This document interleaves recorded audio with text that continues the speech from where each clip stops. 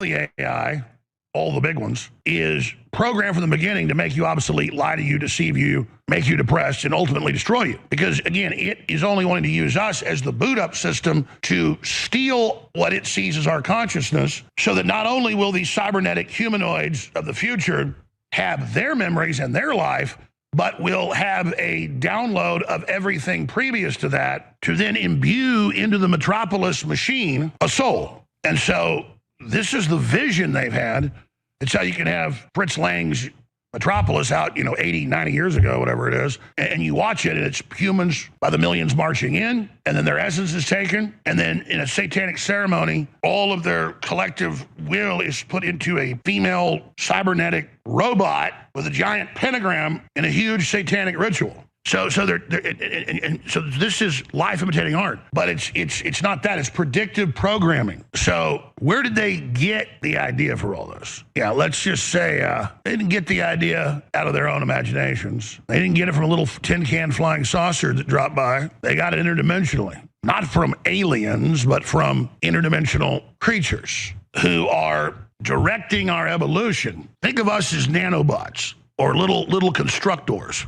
And we're so smart, made in the image of God, that we can basically build anything if we have the resources. And we've now built up to this factory level where we've gone through the incubation period where the little nanobots, humans, have now been produced and prepared and ready and programmed. And then now we're building the next entity. We're building the next species. So see, if you're aliens or interdimensional travelers that are able to basically farm these operations, all you got to do is get the humans built up to a certain level, program them the way you want them to be programmed, and then build the new systems you want, and it's all turnkey. And when you really study the esoteric beliefs and systems of the globalists, the proto-globalists, all of them, this has always been the plan.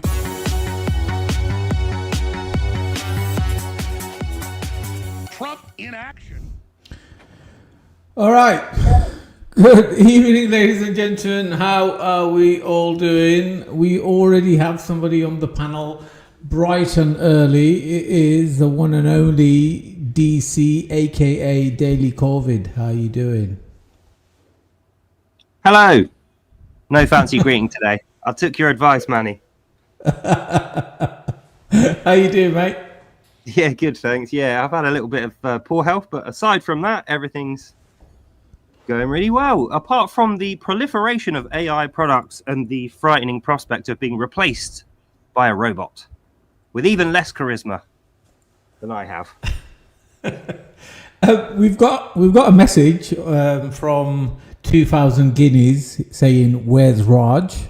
Contact the pigeon. No point watching if Raj don't jump on." Well, I've actually banned Raj. Believe it or not, and I've banned Banksy as well, and I'll tell you why I've banned. It's a friendly ban, but it is a ban nonetheless. I'll tell you why I banned them too.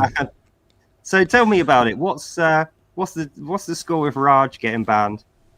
Right. Well, it's both the same for both of them.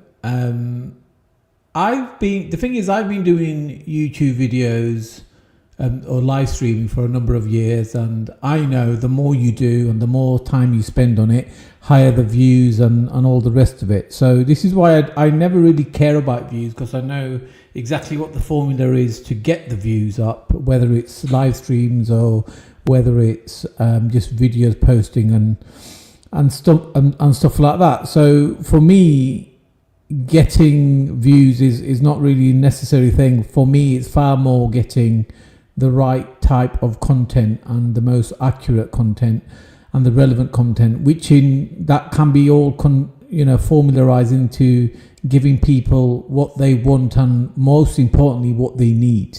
So, and they're two different things. What people want and what people need are two very, very different things. And people like Raj and Banksy are great speakers, but when you actually strip down what they say, what do they actually provide? I mean, do they help you earn more money? Do they help you get healthier? Do they encourage you to be a better person? They don't do actually none of that.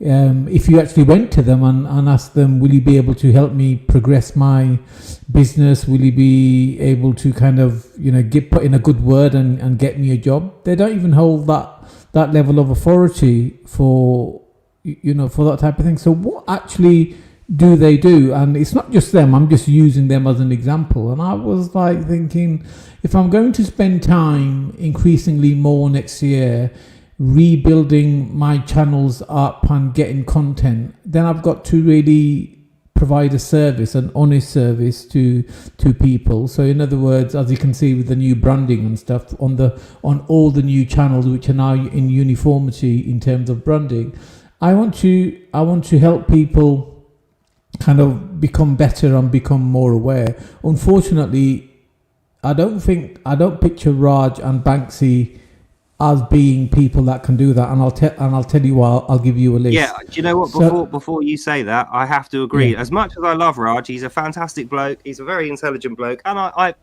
genuinely think he's a good human being. Banksy, I don't really know that well, but he seems all right. But what you just said there is perfect. Do they further the conversation?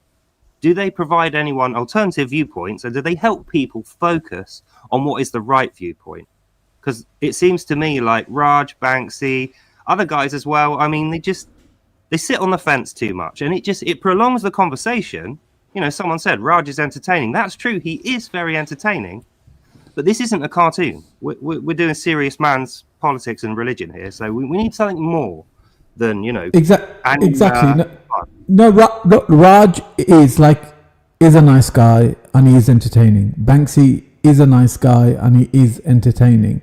But that does not mean that is the person I should be showcasing. Either of these two are a person I should be showcasing continuously. I'll always, like many people, be thankful to people like Raj for pointing out the whole grooming gang stuff, and also for Banksy for pointing out the issues with Islam, because he himself is a ex-Muslim, and who better to criticize the religion of non-peace than an actual Muslim himself. But that's not the issue. But here's the list, and I was thinking. So I remember when these two team up, they become very immature. And I remember doing a live stream, I think it was around 2020. And I was trying to tell people that chemtrails or atmospheric chemical that they spray in the atmosphere are real and they're dangerous. And these two started very immature, started saying things like, oh, Manny, they're cum trails, C-U-M, like really petty stuff. And I was like, what? I said, people are probably breathing these things in, but I went with the joke and I thought, yeah, whatever. But since then, we've had the American government come out and say, yes, we're doing it. We've had the UK current Prime Minister come out and say, yes, we're doing it. So it's not even a laughing matter. It's very, very dangerous. And obviously, Bill Gates has admitted that he's financing these things. Then on top of that... Yeah, it is obviously a thing. And I think it's been happening since the end of the 90s. I seem to remember it's been happening since the 1800s. They had chemicals that could create, that they could fire up into the air, and it would create artificial clouds. So they've been doing it for a long, long time. They've had the chemicals since then. But let me just list the point. Go on, you go then. I was just going to say, I'm specifically talking about a geoengineering project which has got this huge magnetic array. I think it's in Arizona, and they fly over to spray all the chemicals in. It's called cloud seeding. They seed these clouds of chemicals in the air. It's all the same. These are all different names of the same thing. Yeah. So basically, that's the one I was talking about, where they're widespread doing it, and you could see it in the skies at one point, where it was like a crisscross lattice of loads of planes. It's like you wouldn't see that many passenger flights in a day all at once. So it was obviously something weird going on there. So anyway, I think serious business. People get breathing difficulties, skin complaints, rising cancer, and all kinds of things, which could be linked to that. We just don't know.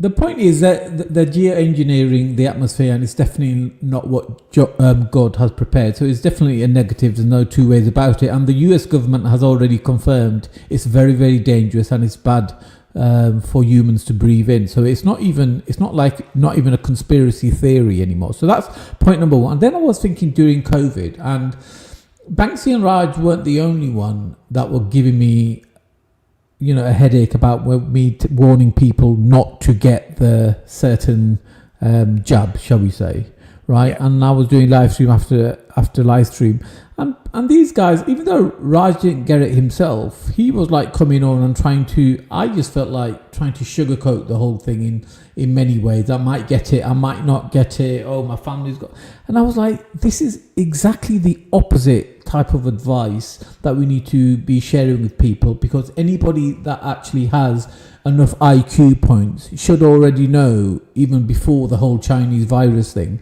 that these things are very, very dangerous. All you have to do is look at the ingredients. You don't have to be a rocket science or any type of scientist for that matter to work out these things can be dangerous. That doesn't mean that anybody's against the science of vaccines, but however, those ingredients, they're very, very toxic. So that was the other thing. And when you layer these things, how Banksy and Raj often come along, and like I said, they're great to listen to, but even when they talk about politics, it's all about having an argument. It's how can you have an opinion about absolutely everything? Can somebody answer that? Maybe someone in the chat, maybe DC, how is it possible for a grown-ass man or anybody to have an opinion about absolutely everything? 99% of things that I hear on a daily basis, I don't really have an opinion about, and I just sit there and just listen to people's opinion, because I'm not really in a position to talk about certain things. But people like Banksy and Raj have an opinion about absolutely everything, and I think that's a big, big negative. I think people who have a speciality in a field, such as art, he's a great artist, though maybe not a prosperous one, and Banksy does a lot of IT stuff, and the things that he does do, I do know from my own experience, he is very, very good. But anything beyond that, should we really be giving them a platform and letting them, fuel people's minds as if they know what they're talking about? Yeah, I can totally get where you're coming from there. It's the same with me. Like, you can't know everything about everything all of the time, especially at the moment when we got AI, the internet, there's new stuff coming out all the time. So, for instance, when you mention something new, someone who is maybe a little bit more patient, rather than just coming up with a speculation and saying, this is what I think on the spur of the moment, maybe it's worth going away, doing a little bit of research first and just figuring out what you're talking about. That is a thing that we'll find everywhere on the internet. So I'm very glad, Manny, to find, and I'm not surprised to say, that you are not one of those people, and you are going to spend the time to learn what you're talking about before you tell people. Yeah, I mean, just one thing on Raj Banksy. Again, both of these guys are nice. I actually have no issue with them whatsoever. However, I think it's a disservice to continuously platform these guys, because I don't think it's actually helping people and they're causing more of a problem. So I haven't officially fallen out with any of them, but I'm just making it known that it'll have to be at a push if I get them back on the channel. Yeah. So if you are like 2,000 guineas and you like to have sweet dreams about Raj, then I may lose you as a subscriber. I'm not sure. Hey, it happens all the time. Look, I was on Dave Smith's show a couple of times, and I'm now banned from his show. So, do I find that slightly concerning? Maybe, but am I bothered about it? No, it's his show. He can pick who he wants to put on. If he doesn't want me turning up, crapping on Islam from a great height, and letting everyone know that the evil ideology is something we need to get rid of, then that's fair enough. But I mean, that's what I say. So I'll just go on another show and I'll continue to make that argument. And I think that's a good way to move forward. Otherwise, everyone's show is just going to be the same, isn't it? We've been joined by one of the highnesses of the internet. Is that Her Royal Highness Dupes herself? Yes, me. How are So you? what's the topic? I've only just got here. I only flew over because I see you were live, so I don't know what. Yeah. I'll tell you what the topic is. I'll tell you what happened today. Let me tell you what happened today, and I'll tell you why I've named it. I've called the show what it is. So I was over on Richard Inman's live stream. I try to. I mean, he's a lot like YouTube, so I try to catch as much as I can. But when I go through busy periods, it's virtually impossible. You sometimes you can't work when, especially like people like you, Dupes, and Richard Inman. It's not something that you can do like. Difficult stuff. You can't listen to you do difficult stuff because you guys do grab the attention. But anyway, I'm digressing here. So I'm listening to him. And then right at the end, towards the end of this live stream, I messaged. I said, Richard, quick question about Ben Habib. What guarantees do we have that he's going to be able to deliver? He didn't see the message and he closed the live stream. And but one of the mods started discussing it with me, and he said, "Well, it's because he's a Christian, he will deliver." And I thought he's never said he's a Christian. He said he's been baptized, but he's not religious. So even that kind of outlook was a bit weird. So I questioned it again. I said, "But even Christians lie." So what's all that about? And next thing you know, the mod just blocked me.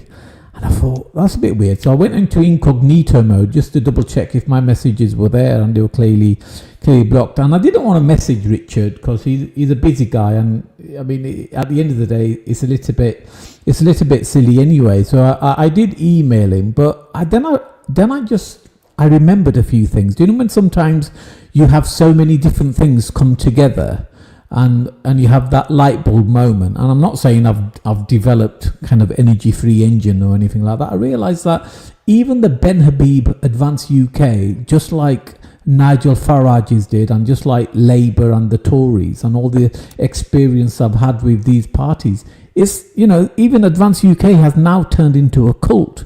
You can't even go into a forum like Richard Inman's show and say, what guarantees will I have as a voter? They're very much the type of person that can bring other votes as well for him. Well, what guarantees do I have that he's going to deliver on what he says? Because every single other politician that we have ever voted for has done a complete U-turn. But now all of a sudden this new person comes along and we're supposed to say, well, okay, well, if so-and-so thinks you're great, I should vote for you blindly. And I just felt, oh, here we go again. It's exactly the same cult type of feeling that I've always seen with all the other parties. Well, I think what's happened in politics in Britain is everything's a protest vote now, isn't it? It's like you'll vote for Ben Habib to stop Nigel Farage. You'll vote for Nigel Farage so you can stop David Cameron. You'll vote for someone so that someone else doesn't get in. It's not like you expect anything from your politician. All you expect is that guy ain't going to win now. So Ben Habib is like a very good speaker, and I get a good feeling that he's a very virtuous, kind of moral standing guy. He's principled fellow is what I think.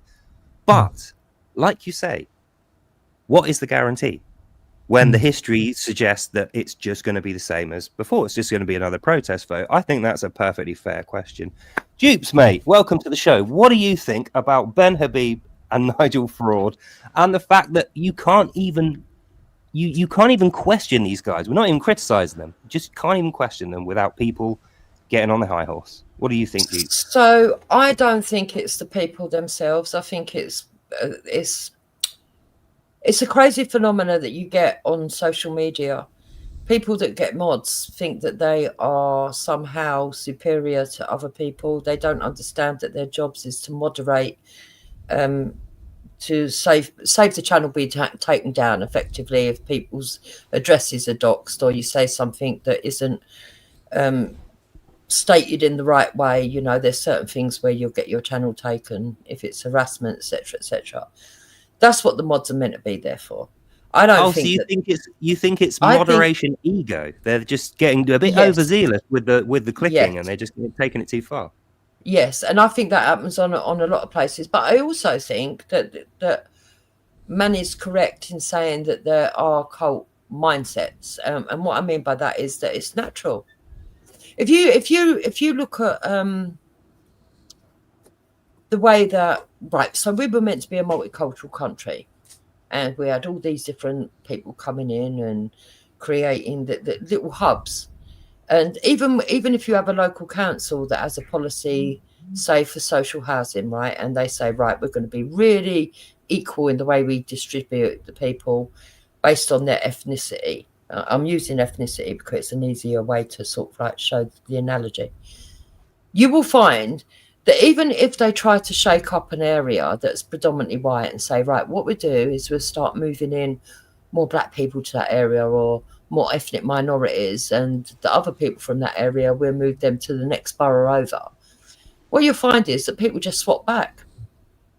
They swap back to what they're true. And then comfortable what I with. found where I used to live is lots and lots and lots of previously well-established white families started moving out because the crime started creeping up. Yeah, And their then the Libra price exchange, or started if they creeping up. can buy, they'll buy properties elsewhere and go where they want, where the others are. And Exactly.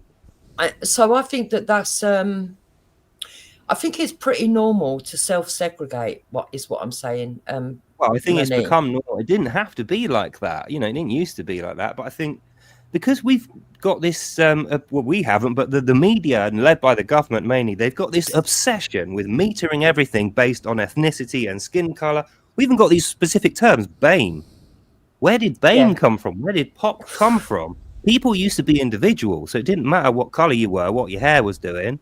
As long as you had something to say that was relevant and you had character, then you were an individual. But now it's like we don't consider the individual. It's like, Well, are you I've got my African own. or are you whatever? You know, it's like when you're at work, you have to have a certain amount of Chinese, African, Mexican, or whatever. It doesn't matter how good the job they are.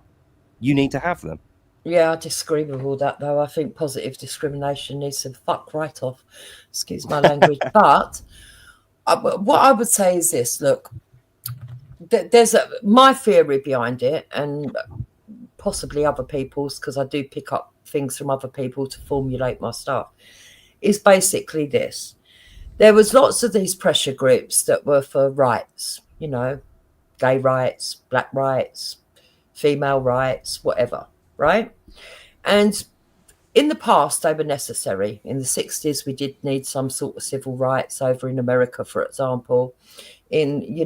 Feminism did need to be able to redress their wage imbalance at some point in time, but not to the levels that they take it now. That's ridiculous.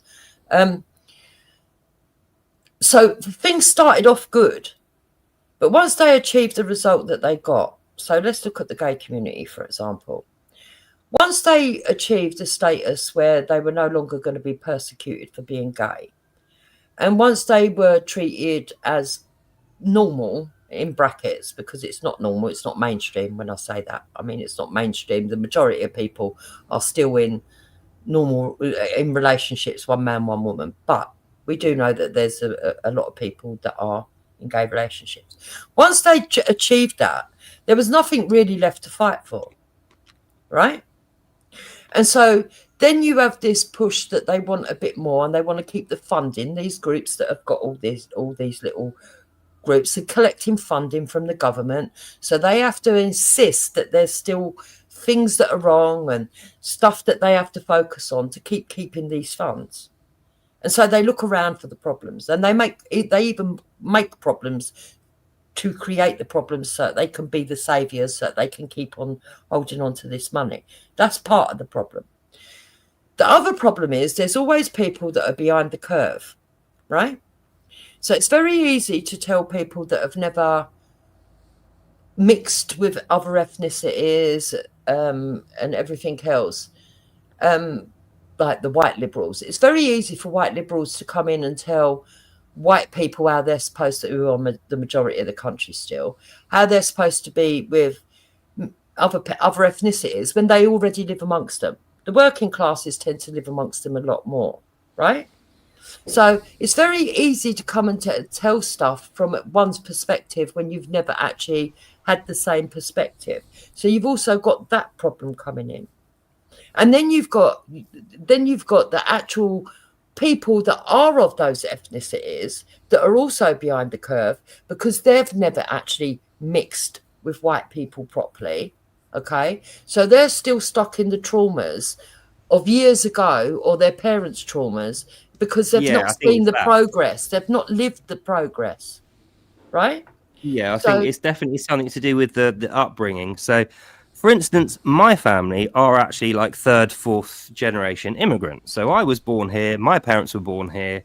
Their parents were not born here, but they were born, and then they moved here.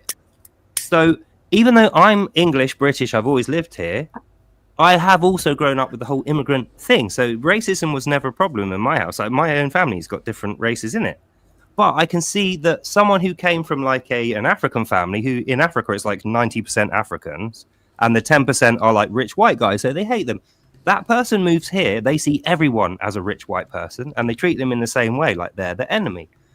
Then you have white liberals saying to them, we can empower you with your white hate. And they use them, they stooge those people out as a political pawn. And those people don't realize, they think they're getting free rights. So they're all for it. Then once they've got the free rights, the person who gave them that goes, right, I've got something else for you to do now. Let's go on a pride march. I've got something else for you to do now. Let's march for AI in the government. And they keep giving them more shit to do. what you So find, it's exactly like you say, they might have had a point. They might have Yeah. had a point to begin with, and it was a good point. But as soon as they achieve that goal, they didn't want to back off from that platform, and they just keep going for more and more. So that's part of the problem. Then we had the American influence.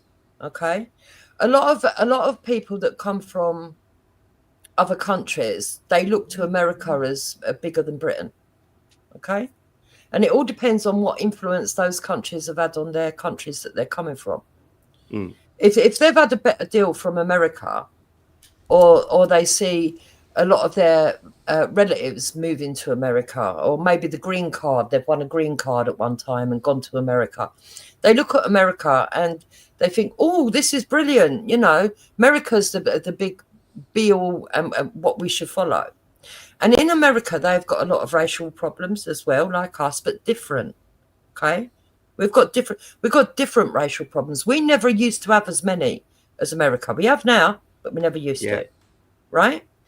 And the racial trauma and problems that they had in America slowly filtered down through the institutions that we had here in the ethnic minority communities and started to influence. And they did that through social media as well. Okay. So then we had the Black Lives Matter. We had the whole George Floyd thing that really wasn't even applicable to the UK. Should never have got. No, that's right. Got to that's that. right. But, and these people, they weren't particularly good people, from what I can hear. Everyone loves MLK because he's become like a cult icon, like a meme almost, isn't it? But MLK was a communist, so he wouldn't have fitted in with us now if he was here today. The only thing he could have said is, "Oh, you're being racist." It's like, no, we're not. We just don't like commies. And it's the same with all these other guys. George Floyd, he was a criminal, and there was an attempt to misconstrue how he died to make it look like the police murdered him when they actually didn't. And it just goes on and on. Now, you could say the same about white people, Chinese people, but it's not something that you see often. Whereas I find in specifically Black and actually Mexican communities now, pretty much every famous person is going to play the race card at some point against the white. So it's like anti-racism. That's what they call it, anti-racism, when they're being racist against you for being white. Yeah, we can't do that. We can't say anti-racist against Africans, can we? Yeah, I also find that, especially with the ethnic communities, when they have that mindset, they are often incapable of seeing the same kind of issues in their own community, right? That's what I mean. So if I go to Africa and I say, you're discriminating against me because I'm white, middle class and British, what are they going to say to me? They're going to say, get effed. They're not going to care because it's not a concern. Africans here, and I'm expected to do that for them. Africans would say that to Black British as well. Yeah. If Black British went over there and tried to talk about discrimination, they'd tell them to F off as well. I've had the privilege of going to Nigeria. I'm telling you, it depends on what part of Africa they're coming from. It depends on the influences of the wider geopolitics. It also depends on what their internal politics is like and how their country is run, etc., etc. There's so many different factors, and this is the problem, that they try to block everybody into the same thing. It's just like a working class person's problem is not going to be the same as an elite class person's problem. So what do we think about this idea that we're made in the image of God. So we have a set way of being, and the society is made in the image of us because it's made of all of us. So really, the things that the human body does to defend itself from invading bacteria, that's the way the society acts when it feels like its borders are porous and they're being invaded. So what does a body do when you get bacteria in? It sends out antibodies and it makes you sneeze, right? So it does defensive actions, which you don't like, which could be viewed as kind of like not pleasant. But in the long run, it's doing you a favor. And I feel like that's why racism suddenly became a problem in this country, whereas it wasn't before. It's because the country feels more aggressive. It feels under attack from outsiders, specifically in this case, Muslims, Gazans, Iraqis, Afghanis, Albanians, all these guys coming over. That's what it feels like. It feels like we've been invaded by virus particles, which are not here to do us any good. They're here to destroy us. And the natural response is to give out those antibodies. I think referring to people as viruses is a little I'm not bit referring to people as dehumanizing. viruses. I'm saying the analogy of when your body has things attacking it from the outside, coming through your porous membranes, breaking the borders and coming in and making a mess, upsetting the balance of things, your body feels attacked. And the natural thing to do is antibodies to try and repel that attack. And that's what the society's doing. It's not like people are naturally suddenly become racist. Like I never got called a racist in my life before this year. This year I've been called a racist 1,000 times. It's not like I suddenly woke up and started being racist. Why wasn't I racist 10 years ago, 5 years ago? And I suddenly am now. I haven't changed. The society has changed. And now, because we got all these foreign people coming in with all these ideas and it's diluting our culture down, so it's breaking our culture down, it's at such a fast pace. The country needs I think that the answers are found on the right. The answers are found on the right of politics. But I also think that we've got people that I would consider extreme right that are part of the problem because they don't want to allow the answers to be resolved because they want to keep, they're just as bad as what I would say the woke left and the extreme left, because they also too want to keep the problems going so that they can put in pure racism, real racism. And do you not think that the phenomena of real like hardline racists coming out the woodwork is a response to the country feeling a lot more aggressive? Like we didn't see those guys 5 years ago, 10 years ago, and now no, it's I did. So I've been around. I've been around on social media for years. I'm almost ancient. And I can tell you for a fact that those guys have always been hanging around in the background. Those guys have always used an opportunity to infiltrate and destroy any progress that's made with community cohesion and sorting out the problem. We all agree, I think the majority of British people agree, that immigration has gone too far. It's too much. It's damaging to our culture. There is a cultural problem here and there is a race relations problem here. But the answer is not, and I'll repeat this, the answer is not to say, right, we're going to have 100% white country. That will not be the answer. All you're going to do is end up being a bunch of inbreds later on in years to come. And I've got an investment in this. There's soon to be 20 descendants directly from me. I've got 8 children. And I've got 11 grandchildren, soon to be 12. And, it's all right listening to some of these incels on the right, these extremists that don't have children, blame women, hate women, don't have the answers, think it's all about colour when it's not about colour. Most of the problems are down to cultural problems that we're having. And unfortunately, they haven't really got a future to look forward to. They're just arseholes. Well, I think that's why, guys. All one big game of LARPing, and I find those ones the most infuriating. And they're as much of a problem to me as the far left.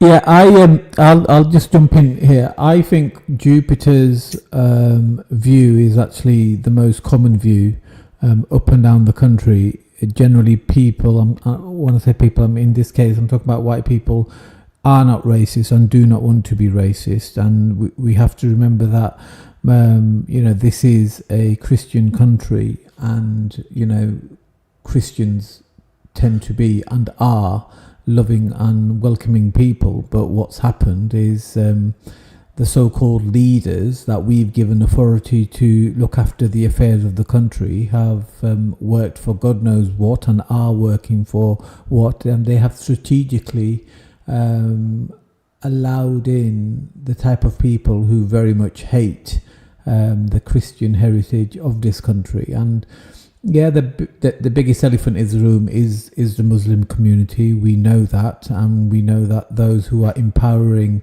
the Muslim grooming gangs, the fraud, and all the other stuff that comes from negative things that come from that communities are the so-called politicians or those that are behind it. But I think there's a very simple solution. I think if we just pick a year, like say the 70s, and say it's not about race, it's not about skin color, we're not Nazis, this is not a Nazi country. We just want to do the best for the country. And what would that look like? That would look like, well, yeah, anybody can stay here, but there's only going to be one state religion, and that's going to be the religion that follows God, aka Jesus Christ.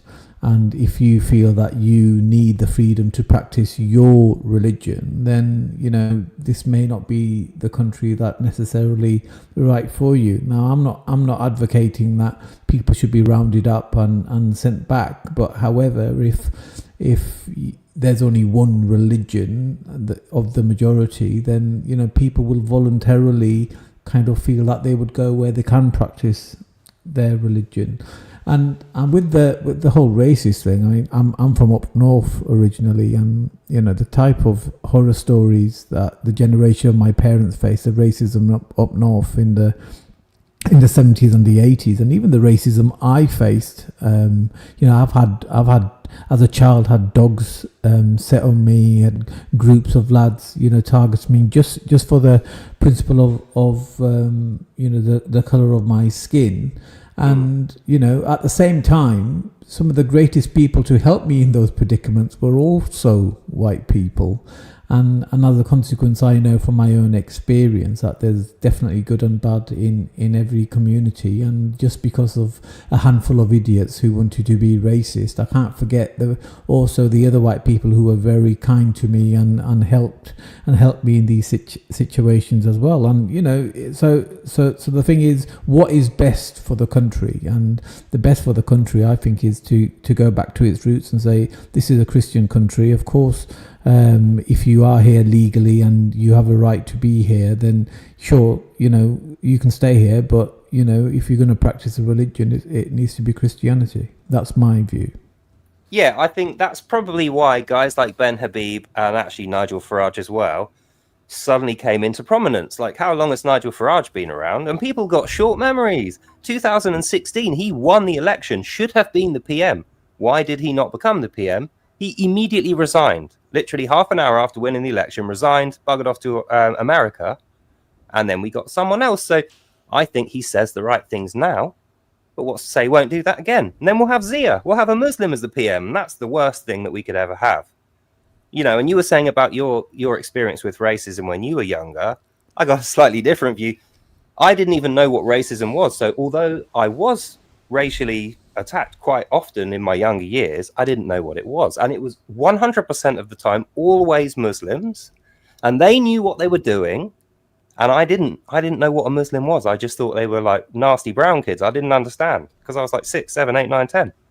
So now I think that's Ben Habib is saying the things which I relate to, which I resonate with, such as he says even Islam could have a place here if we were willing to enforce the laws equally upon them, whereby if they do anything outside of our laws, whether it's in their religion or not, doesn't matter. We don't care what their religion is. We care what our law is. If their law isn't compatible with our religion, then we need to get rid of it. I think, personally, that this is an indication of our sadly, we have been checkmated near enough. Absolutely. At every level, because we should have policies in this country that unless you've actually got British blood in you, or you're born of the soil, and we know that you've been raised here, born here, not like Kemi Badenoch, as good as based as she is, born here, brought up elsewhere, then comes back. Nope, shouldn't be in politics. Boris Johnson, another one, shouldn't have been in politics. You know, all these ones that are American and come into this country and then suddenly, no, shouldn't have been in politics. We should have protected our culture. When people were swearing in, if they're going to insist on being sworn in on anything other than the Bible, then sorry, you shouldn't have been representing us, because the majority of this country are Christians. And yeah, I think that we were very lazy in a lot of things that were left behind. But to get back to the point that I was going to make is the very fact that we could end up with Farage, and like you say, and stepping aside, and then we've got Zia Yusuf, who is Muslim, or if we were to go with Ben's party, a Pakistani man in charge who might not actually really understand the full problems of the majority of the country, or any of these individuals, is quite concerning. But at some point, we have to be sensible about this. It's not about the colour of someone's skin. It's about the mindset. And this is something that everybody keeps forgetting. Yeah. One of the good things about this country, I remember years ago, right, saying to my husband, who was born outside of this country, by the way, and I remember saying to him, what I don't understand with a lot of these other countries is how they vote for someone based on their ethnicity or what area of the country they come from and why they're murdering each other. I'm so glad I live in a country where we actually look at people that put their policies forward, and that's what we go on, the policies that they're going to... We've lost all that, and that's what we need to get back. Yeah. Well, it's like I was saying about the antibody reaction thing. I don't think people have the what's the word for it? They don't have the time and the space to actually expand on what they mean by these policies and develop them, because it's like we're in the trenches now. You know, the barbarians are at the gates as such. So it means guys like Ben Habib and Nigel Farage can say, I have this policy which sounds kind of extreme, but I'm going to get it done, and I'm really popular, and you know, I'm doing it for you. And there's no guarantee these guys are going to follow through, but all they need to do is say the right things, because everyone feels like their back is up against the wall. Ben Habib's actually Iranian, he's not Pakistani, but he was born in Iran. Oh, I thought he was Pakistani. He's born in Iran, what used to be a Muslim family, came here to escape Islam with his mother, and then he was baptized here. And he says he doesn't really follow any religion, he doesn't go to church often or anything like that, but he was baptized. And he said the same thing Manny and you both said, which is, if this country is going to have a problem with religion, then it shouldn't be a problem with any other religion but Christianity. So does he have Iranian heritage, or was he just born in Iran? Or he was born in Iran, and I think he said he moved here. His mother moved here when he was... No, but what's his actual ancestral heritage? He's Iranian. He's Pakistani, isn't it? No, he's Iranian. I mean, he doesn't look a typical Iranian to me. I'm surprised at that. Well, I'm double check it. I'm fairly sure he said he's Iranian. Hang on a second. No, he was born in Pakistan. He's Pakistani. He's Pakistani. Nationality. I'm sure he said his mother came from Iran. His mother might have come from Iran, but that still doesn't make him Iranian. He was born in Lahore in Pakistan. But anyway, he has been baptized, but he's not religious. So, you know, that doesn't make him a Christian, unfortunately. No, he's not a Christian. Well, he technically was baptized into the church, but because he says he doesn't do any of the religious stuff, it's kind of difficult to say that he is a convicted Christian. But my point is that it's not about whether someone was born in Pakistan for me, or whether someone has got an Iranian mother, or whether they look right. Mm-hmm. If they're going to do the things they say, and they say the right things, then that's a person who should be considered. And Dupes was saying, right, how do we know these people are going to stick to the policies that they have? I have an issue. Why is that thing anymore? And it is because we're up against the wall. I have an issue with what you've just said there, because I believe that it's far easier for an ex-Muslim to go back to Islam or have an Islamic type of thinking. So I don't think anybody with an Islamic background should be in politics for this country, because I mean, if you look at all the ex-Muslims that we know from the Speaker's Corner community alone, they're all a bit crazy. They all go a bit OTT. They say some of the craziest things, and it's usually the difference between them and a Muslim person going crazy at the Speaker's Corner is the fact that they don't follow Islam, but they still got that same level of kind of, extremism about them. So I'm not sure that I appreciate what you're saying there. I don't think that it's as simple as, oh, they're no longer Muslim and therefore No. Okay. I should have made it more clear. I don't think it's about skin color, birthplace, ethnicity. It's nothing to do with any of those. For me, the cultural values are important, and we know, well, I know anyway, because I've studied so hard the Quran and also the Sharia, Reliance of the Traveller. When you know their culture and their values inside out, Muslims in politics absolutely should be a flat no all the time, 100%. All of them should be kicked out immediately of politics. In this country. See, this is what's happened. We've had an infiltration, and those people were able to infiltrate under the guise of equality and all the race relation acts, because they placed themselves, by virtue of the majority of having brown skin, not all exclusively, but the majority, they placed themselves in the same group as the ethnic minorities who were suffering racism, and said, oh, we need to use this positive discrimination, and then they've got themselves into positions of power, and that is the problem. Because once they've got themselves placed into power, which is local councillors, MPs and stuff like that, once they've done that, the problem is that now that they can show their real selves, and that's the problem that we've got, and nobody wants to speak about that. And I would agree with Manny, right? And I don't mean this in a nasty way, but a lot of the things that are formulated in anyone's mindset is to do with how they're raised. And if he was born in Pakistan and then raised in another country that did go through its own processes, but basically was predominantly a Muslim country, he might understand Muslims, but he probably understands them a bit too much and probably has inherent biases that even he wouldn't subconsciously understand. Oh yeah, that's the result of dealing with very extreme, violent people, though. That's my experience. Like I came into this before I'd read the Quran with a very even keel, a kind of left-leaning view, really, when I look back. But that didn't last. When I read the Quran, studied it, when I met Muslims, spoke to them about how they felt about Sharia in this country, it completely changed my mind, and I realized why.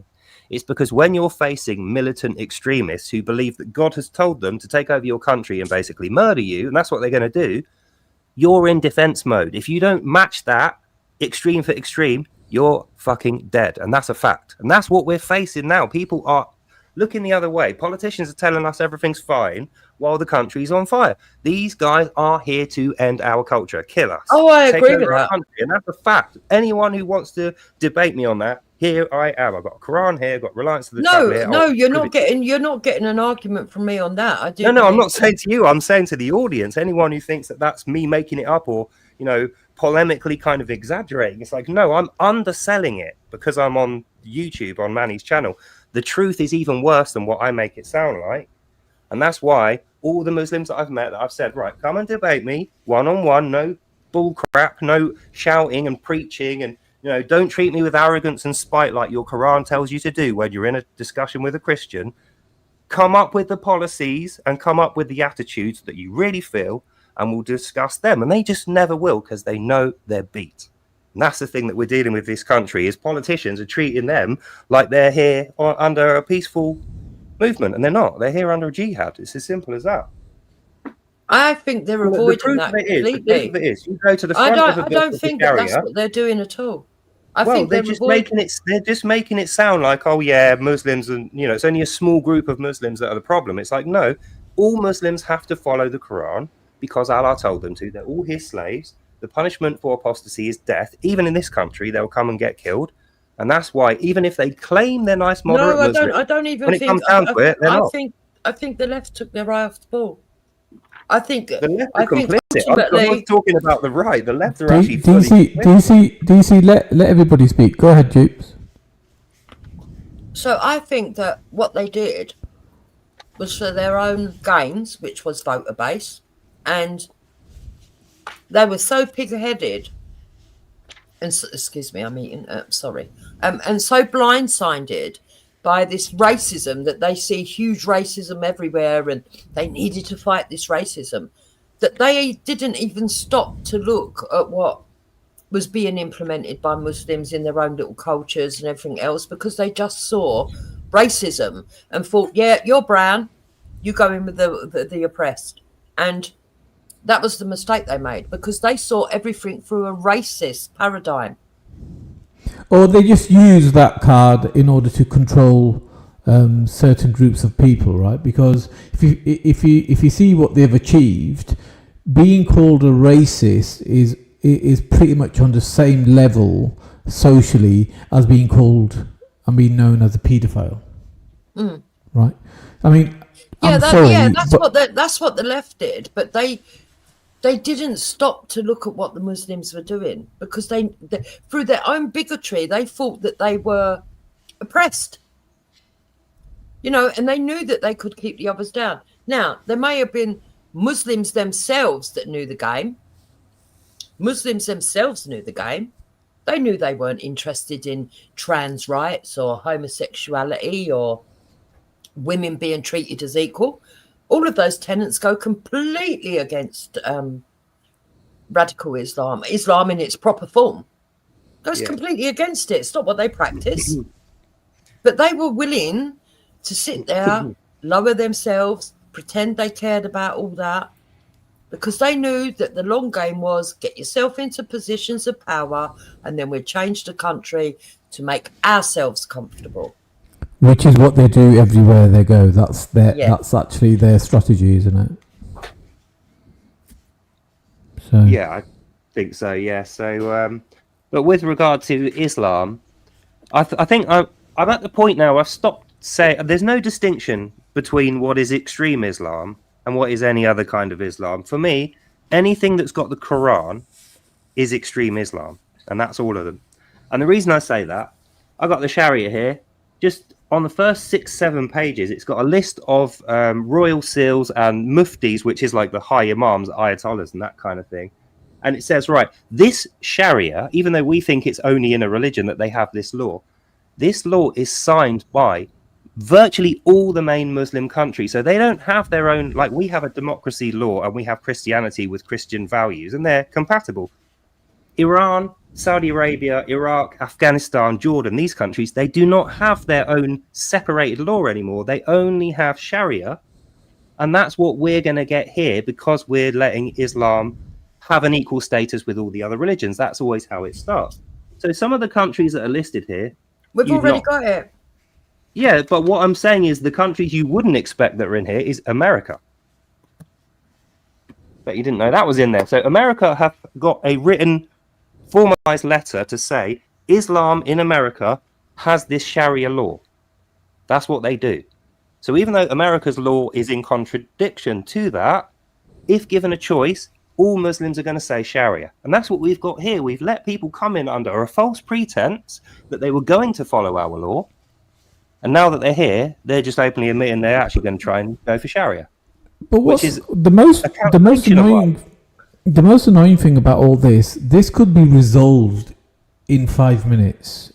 This is not a complex problem. It's complex because of we list of all the things that we are being attacked with. It's not complex. The situation is very simple. If everything that we three have just said over the last 5 minutes is true, then this so-called religion is a terrorist ideology, and on that basis must be banned. Problem solved. Yeah.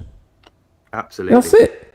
That's all you have to do. And then on top of that, to super fast track the country back to its super high morals that it was known for, you just make Christianity the only state, the only national religion.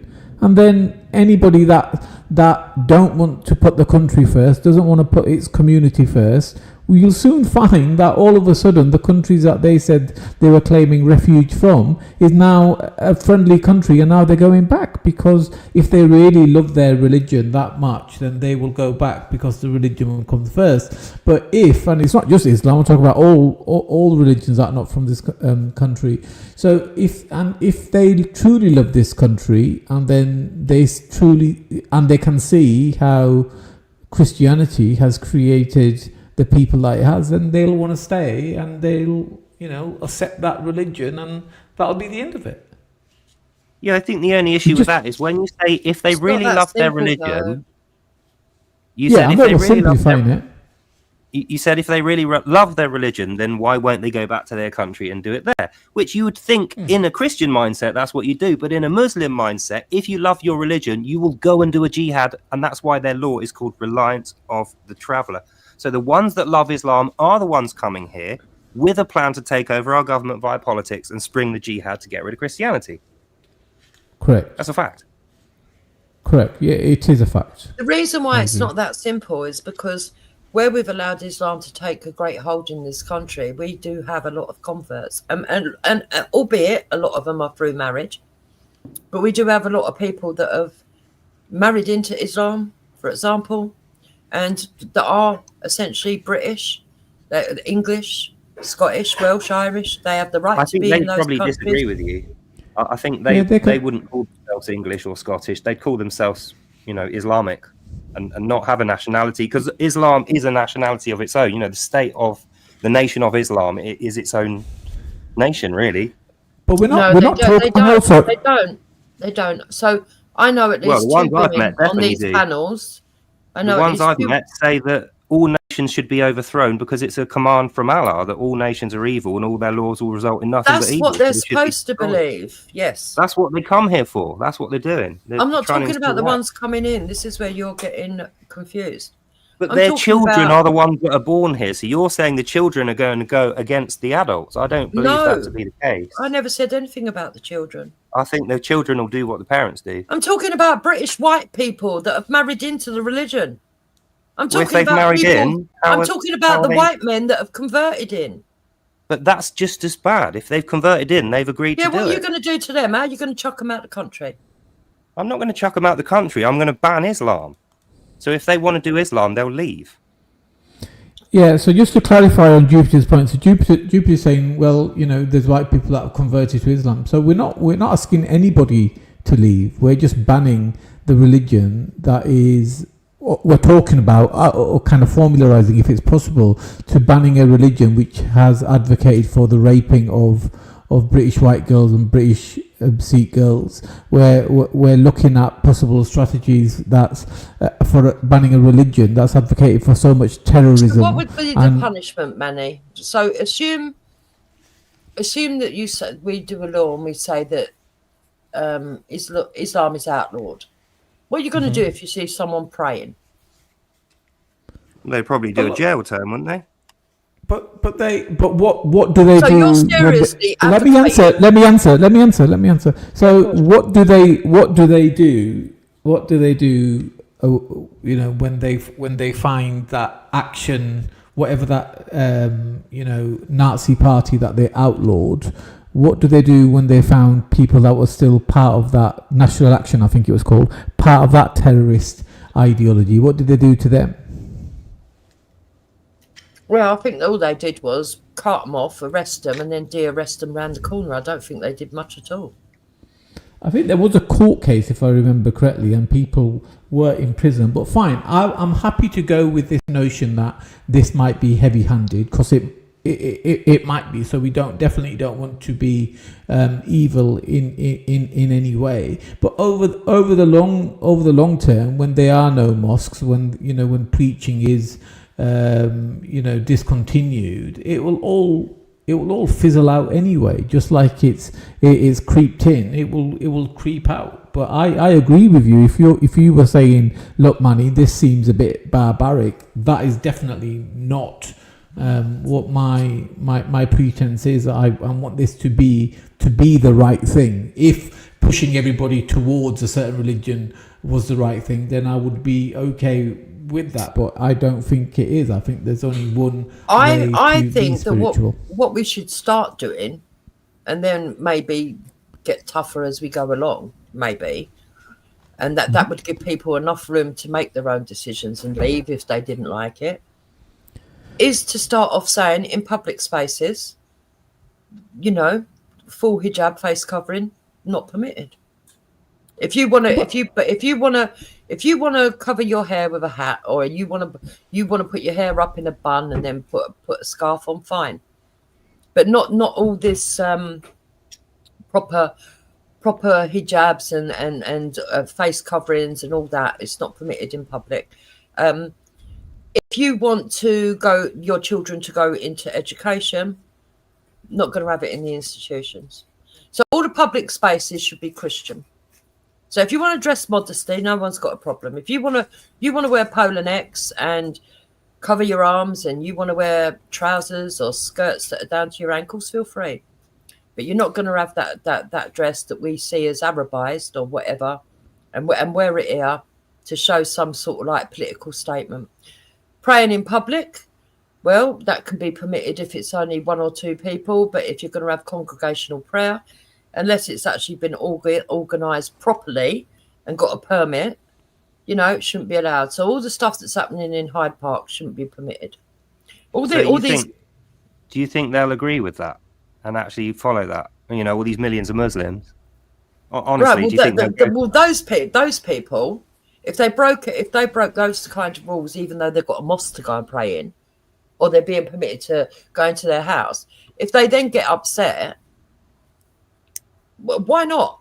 At the end of the day, look at what's happening to the majority. Look, this country is still might not be majority Christian because we've got atheists, etc., etc. But when you break down per religion, we are still the biggest group. Christians are still the biggest group. Yeah, I think the government is more likely to use fines than anything else, because they like, you know, and treat it like a penalty fine when you're speeding or going across a region. So I think they'd be more encouraged to do things like that. But on the notion of how will it be outlawed, look, like I said, my kind of energy is to do the right thing over and above anything else. But the easiest way I see this is use the actual case studies of previous cases of how Islam has influenced crime and real horrible stuff, not just around the world, but all we have to do is what's happened in the UK.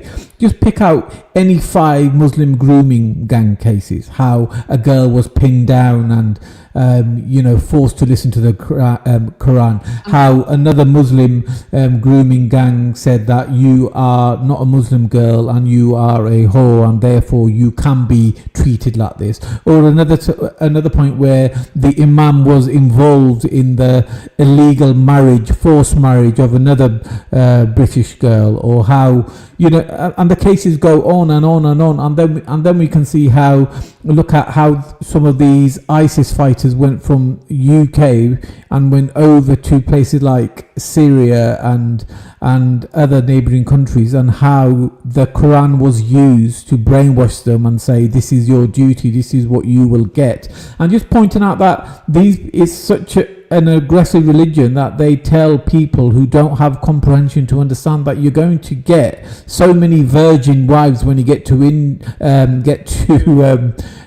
whatever they call their heaven, and there's going to be rivers full of wine. I mean, it's so delusional. I mean, just using the facts of the religion itself is enough for people to just realize. Because I'll grant you this: if you two or even me were to converse with some of these new recruits, it would take less than 5-10 minutes to unravel some of the steam-filled gobbledygook that's in their head and they've been brainwashed with.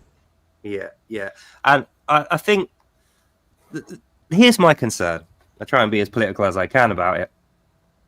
I don't think, bearing in mind we know there's precedent history of Muslims doing this, I don't think if you say we have to have moderate Christian-style spaces, everyone wearing polo necks, jeans, T-shirts, no hijabs, no large amounts of people praying. You can have the odd person praying in private, that's fine.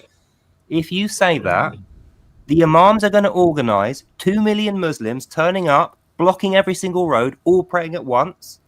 And what they're going to say is, when you send the police in to break that up, they are going to say, you are oppressing us and it's against Allah's will. Then they're going to spring the jihad. It's what they've done in every other country. They manufacture it so that you go up against them in some way. And they use that as an excuse to go to war. You might as well give up now then, eh? No, I'm saying that what you're suggesting doesn't go far enough, because we're not dealing with a culture of individuals. We're dealing with a commune of slaves of Allah who will all do what they told us. No. You're totally you're being silly. So that's in the Quran, my dear. That's not me. That is Allah it's in the Quran. But if you're going to say, when they take their shahada, when they read their al-Fatiha, that's what they agree to. Yes, I know that. I understand exactly what's in the Quran, right? So why wouldn't they do that then? Right. Because if they're going to do that, and they're going to do that for everything, every time you try to implement something, you might as well just give up now, because you're saying, well, if they're going to do that, we're going to be afraid. No, I'm saying we have to have a wholesale hardline solution, not just for a few people, that covers the entire country, that is not exclusionary and that cannot be worked around with clever politics like what they will probably try to do. So even though it's not the right thing by them, it's going to be criticized, it's the right thing by Britain. And in the long term, it is. But you're saying that you're going to tell people right. So, okay, look at the witch hunts that happened years ago in this country. People that believed in one faith and they got hunted down because they weren't the other faith. That's what you're asking for. I don't think it's right. I'm sorry. Maybe it isn't right. I don't know if it's right, but I do believe Islam is going to be the death of this culture. I believe, unless we get rid of it. I believe that where a jurisdiction should end is within someone's fucking head. Yeah? If we've got people being arrested who are Christian just for praying silently, and you can't even prove that they actually did a prayer, they might just be standing there. Yeah? Then I think it would work in the reverse. I honestly do. If people are praying outside, they get arrested. If people are not applying to the public spaces, what they're supposed to be doing, get arrested. The unfortunate fact is that, though, we have got a Muslim in charge of the police force. Again, that's because they got themselves into positions of power. Well, it's France. I'm sure France did a similar thing where they tried to ban the burqa, and it didn't go very well for them. And now they don't do that anymore. So, what's to say if we do a halfway solution like that, it won't turn out the same way as it did in Europe and just make the problem worse. Okay, and like you say, we've already got political right. So let's go down your mind of you're going to completely ban being a Muslim. So what happens overnight? It comes into play. The politicians are going to put out and say, right, let's just say they say, right, as from the 6th of June, 2026, we are no longer going to permit people to become a Muslim. You're going to have a load of people leave, first of all. Okay, granted, it works in that sense. But then what about the hardcore who say, no, fuck it, I'm staying, and we'll just do a show of force. If they try to remove any of us, we'll do a show of force. Then what happens? Well, that is exactly what will happen. That's what I'm saying. We need to be prepared for that, and we need to actually probably get the military involved. Right, well, if that's going to happen, and it's going to happen at any level, you don't need to go in harsh, do you? No, knowing what I know, the thing is, I used to say the same thing as you're saying now. I used to think that was the way to do it, but I know that wouldn't work, even though that's preferable for us. Those guys ain't going to go for it. The majority won't go for it because it doesn't make sense. The answers are complex. The reason and the only way that you're going to solve it is by having a whole myriad, of policies and procedures that come in with the ultimate aim. And that is to make it difficult to be a Muslim in this country without actually harming their life. Well, according to them, we were really racist in the 70s and 80s, and we had that already. And we got around it then, so that's what they say.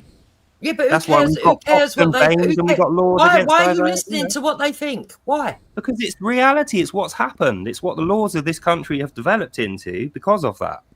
You said yourself earlier, you can't even move or say anything without being accused of being a racist. And then Manny said it's as bad as being a paedophile.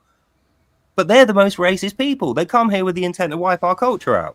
Isn't that Yeah, racist? but nobody is ignoring that. So I didn't say it's bad as I said. Society has made it to if you're a racist, that it's as bad as being. It's the same basic point, though, isn't it? Yeah, but what I'm saying to you, right? I understand what you're saying. I'm not disputing with you how bad these people can be. I'm not disputing with you that there are people in this country that do have this ulterior motive where they want to be able to take the country over and usurp us. I agree with you. They want to eradicate Christianity, or at the very least, have a second-class Christian citizen and atheist citizens beneath them. We've already got that, by the way. We've already got the indigenous British people that are not Muslim, that are paying taxes into a system, although they've got British Muslims actually paying into the system as well through working, who are given to people that are majority Muslims coming into this country that have not paid anything. It's almost like a jizya tax already, right? We've already got most of this stuff already going on right in front of our eyes. The problem, but the only way to solve this is to have loads and loads of policies and procedures that make people uncomfortable. Like someone said in the side chat, outlaw cousin marriage. Outlaw it.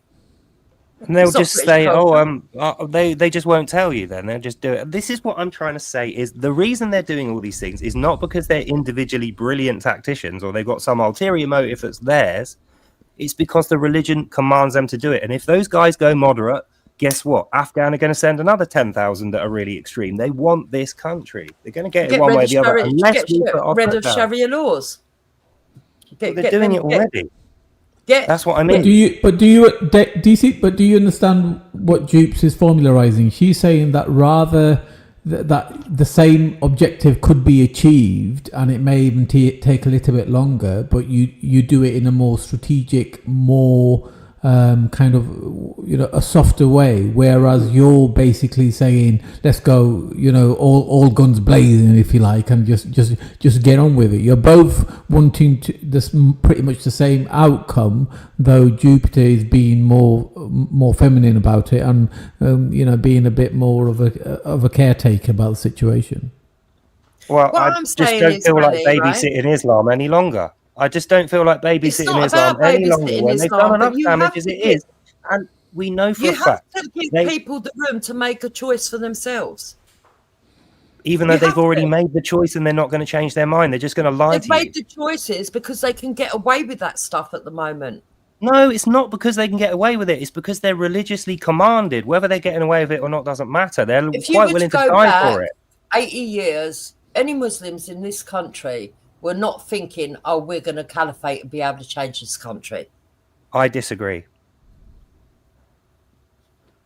I think they always where's have your that proof? Where's your proof that the majority of the people in the country thought they were going to caliphate it and take over?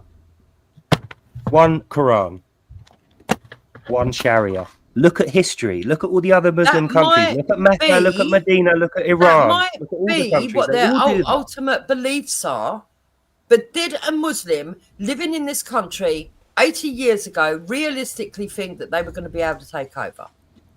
Absolutely, they did, because their Quran tells them that that's God's plan for them. And if they believe it, then they're going to believe that. Same as we believe Christianity. You're not getting it.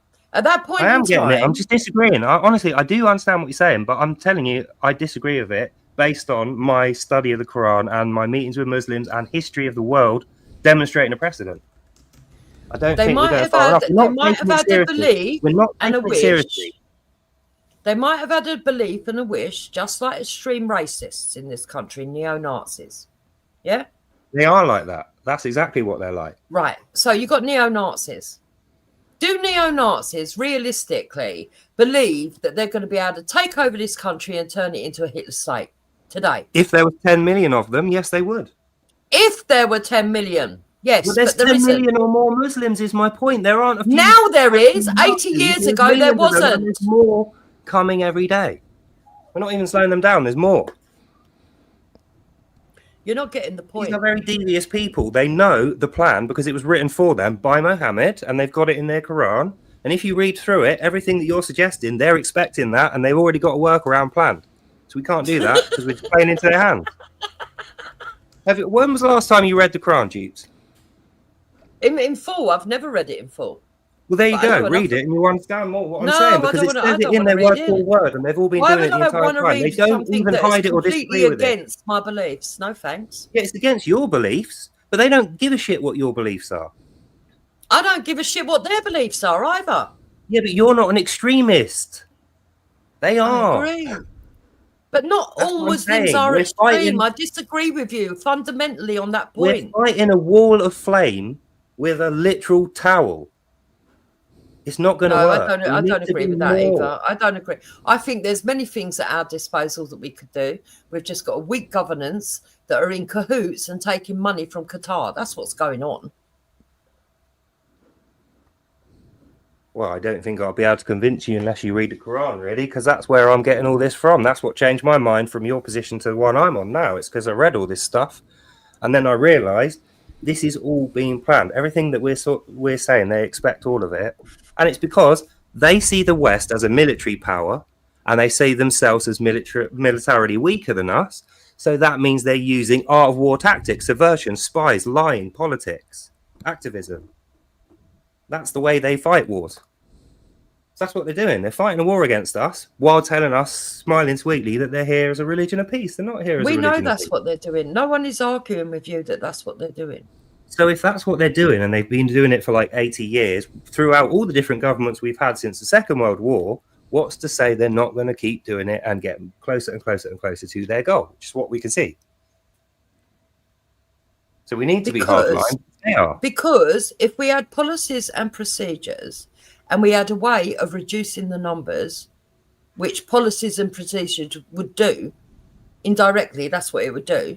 People would leave if they're not comfortable here, if they can't practice in the way that they want to practice, if things that they want to do that goes akin to their religion actually makes them uncomfortable because they can't practice it in their fullest, they would leave. And the ones that would be left behind is completely alien to it's just not the way that it's just not the way that a Muslim thinks. It's not the way their culture teaches them to be. You know, you're assuming that Muslims have the same mindset as we do, and they just don't. You know, they don't want peace. They don't want a nice, quiet life. They want Jannah for us, and they want paradise for them. That's all they care about. Right. Okay. It's their duty to kill everybody else, or at least subjugate them. Well, if they don't, they feel rewarded for doing that. Yeah, if they don't do the jihad, they're not getting to paradise. It is that simple, and they all know that. But I don't believe that every single Muslim that's living in this country wants to do a jihad. So why are they calling themselves Muslim then? Well, because some of them are cultural Muslims. So that means they're unactivated. So that means they're unactivated. Really? So what happens when they becomes activated? Look, Manny, it's like this, right? In society, you get doers and you get people that might have wishful thinking, right? Now, I'm not saying that the people that can't have an effect on the wishful thinkers, right? There's probably a hell of a lot of, I wouldn't say the majority, by the way, but there's a hell of a lot of racists, for example, in this country that deep down are resentful of anybody of any colour in this country, right? They don't go out of their way to show it, covert racists, basically, right? And yes, I believe that there are people that would like to see this country caliphated. But it's only if you've got people that are going to stand up who are extreme enough to actually put it out there to give those people strength that anything ever happens. You take away the core at the top, the extremists, and the other people revert back to the normalities of life because, well, I'm a Muslim, I want to pray, I would love one day to see this come to fruition, but I know it's not realistic that it's going to happen in my time. They're not going to take no action. They're not going to actually step up. Don't know what planet you're living on. That's not the planet I live on. Not at all. I mean, I can name you. You just said, where are these inspirational British politicians that are going to lead us? Well, do you remember Joe Cox? Labour politician, spoke out about groomer gangs, dead a week later. No one gave a shit. No one even remembers. What about, there was one more recently with the 3 daughters, shot with crossbow, Oh, let's cry. Don't look back in anger. A week later, we've forgotten about it. What about Tommy Robinson? Constantly attacked, harangued, put in prison, called all kinds of names. He just wants to protect his children. And me, a guy tried to murder me outside my own house last year, literally for making Christian videos. Didn't get punished. Right. As for so you tell me Tommy Robinson is a great leader. He's a great leader, and he is somebody that actually motivates people. He's a great journalist and everything else. Right? Yes, his life is under threat by extremists. Anybody that speaks out, their life is under threat by extremists. But let's not get the reality. But let's not get the realities disproportionate. Why are we okay with that? And why would some? I'm not okay with it. But why would somebody turn up outside your house? Who are you? I'm a bloke who speaks about Christianity and reads the Quran word by word and makes videos about it. So why would they want to kill you? Because I'm not allowed to read the Quran as a non-believer. So they wanted to murder me. Oh, that's ridiculous. I've been on these streams for years. I've been very outspoken. No one's turned up outside my door. Yeah, well, fucking good for you. They did with me. I got a fucking 8-inch scar on the back of my head and 10 stitches. Well, what did you do? I'm asking you what you... Walked back from the shop and got my head clubbed in with a metal bar from behind. Tried to get strangled for 10 minutes. Are you? I'm just a random bloke who reads people the Quran so they know what's in there. So if they don't know who you are, how did they find you? I don't fucking know. I'm not a jihadi. It's not the sort of thing I do, but they did. So how do I know you're telling me the truth? Because I got a fucking video of my injuries. Right, just because you on my page from last year, I did like 6 different videos about it. You shouldn't really be questioning me about my fucking 8-inch scar and 10 stitches. Yeah, I should, because you're beginning to sound a bit like a troll. You think they don't come after people? You're beginning to sound a bit like a troll. You're beginning to sound a bit like an ignorant idiot, if I'm quite fucking honest. How dare you? How dare you victim blame me for having my head squashed in by a fucking random crazy ass Muslim? I thought you weren't a liberal. I thought you weren't on the left. I'm not a liberal, but I literally legitimately had someone try to murder me, and you're trying to play it down like it didn't fucking happen, love, and I'm not having it. I'm not playing anything down. You just said it didn't happen because it didn't happen to you, and I'm telling you it fucking did. We went to court. I got a guilty plea. The guy actually admitted it and got 0 jail time. Didn't pay the fine. The only thing is he's banned from my town. That's literally the only thing that happened. Right. Now that you finished talking, because you needed to have OCD and scream and shout. No, it's because you were playing down a very serious crime that was committed against me, attempted murder, making out like it didn't matter. I have scars on the back of my head and nearly died, and I don't appreciate you writing it off like it don't matter. I didn't write it off like it don't matter. That's a false premise. Well, I hope not. That's a false premise. What I'm asking you is, right, why did they choose you? You say because you spoke about Christianity. Because I make videos where I read people the Quran word for word, and then I give examples of how they express that in culture. So if you're an avatar, how did they find out who you were? Well, they obviously subscribed to my channel and was watching it and pretending to be Christians. Right, so on your channel, you give out your real name. No, I don't give out my real name, but they didn't whack my real name with a metal bar. It was me in my face. They recognise me. And it's easy to find out where someone lives. Now, so you do show your face on social media. Honey, I've got a YouTube channel with 1,000 videos of me on there. Well, that's why I asked you who you was. But you didn't want to say who you was. Yeah, I did. I told you. You didn't. Well, I have told you now. I've got 1,000 videos of me doing Christian readings and then reading the Quran before I knew that they were fucking crazy and they were going to do stuff like that. Bearing in mind, I'm not actually attacking them at this point. I'm just reading it out so people can know what's in there. I'm not doing anything wrong at all. There you go. Top 10 reasons why the Quran is false. And I read out 10 bits that contradict each other. Then I go on to ChatGPT and say, this is the things they're going to say in defense. Let's go through them. And I prove that it's false by its own word for word, Allah's own word. That's not illegal. That's not racist. That is factual, truthful stuff that people need to know, because what they're hearing is that Muslims are nice and moderate and they're cultural and they don't really do this stuff when they clearly do. Right. Okay. So now that I know why they would have attacked you and gone after you, because you are actually quite high profile. Now, can you tell me what actually happened? So you got attacked and hit over the back of the head? Yeah, I go to the shop, I come back. As I walk in my front door of my block, there's a bloke coming up behind me, whacks the back of my head with a metal bar, puts something round my neck and pulls me up off my toes, trying to strangle me.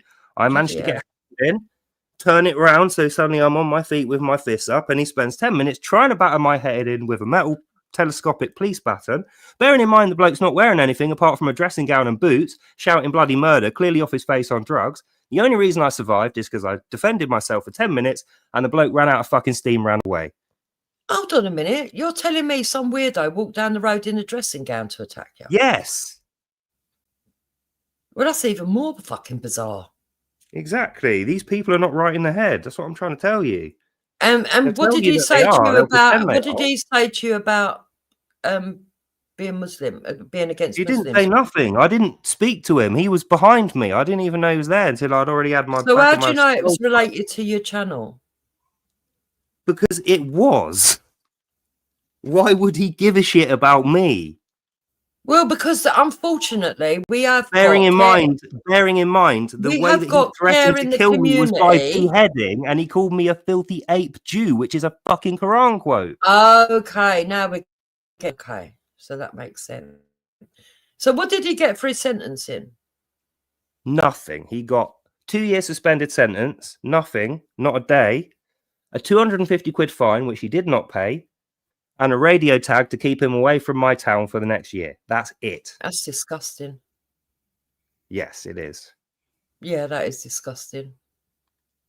And I can see why after that you would think that every single Muslim's like that, and we've got to get every single one out of the country. But I don't believe in my experience, I don't believe that every single Muslim would go to those levels. I don't. So how would you feel if it was one of your children that got battered over the head and actually did die? I wonder if you'd change your mind then.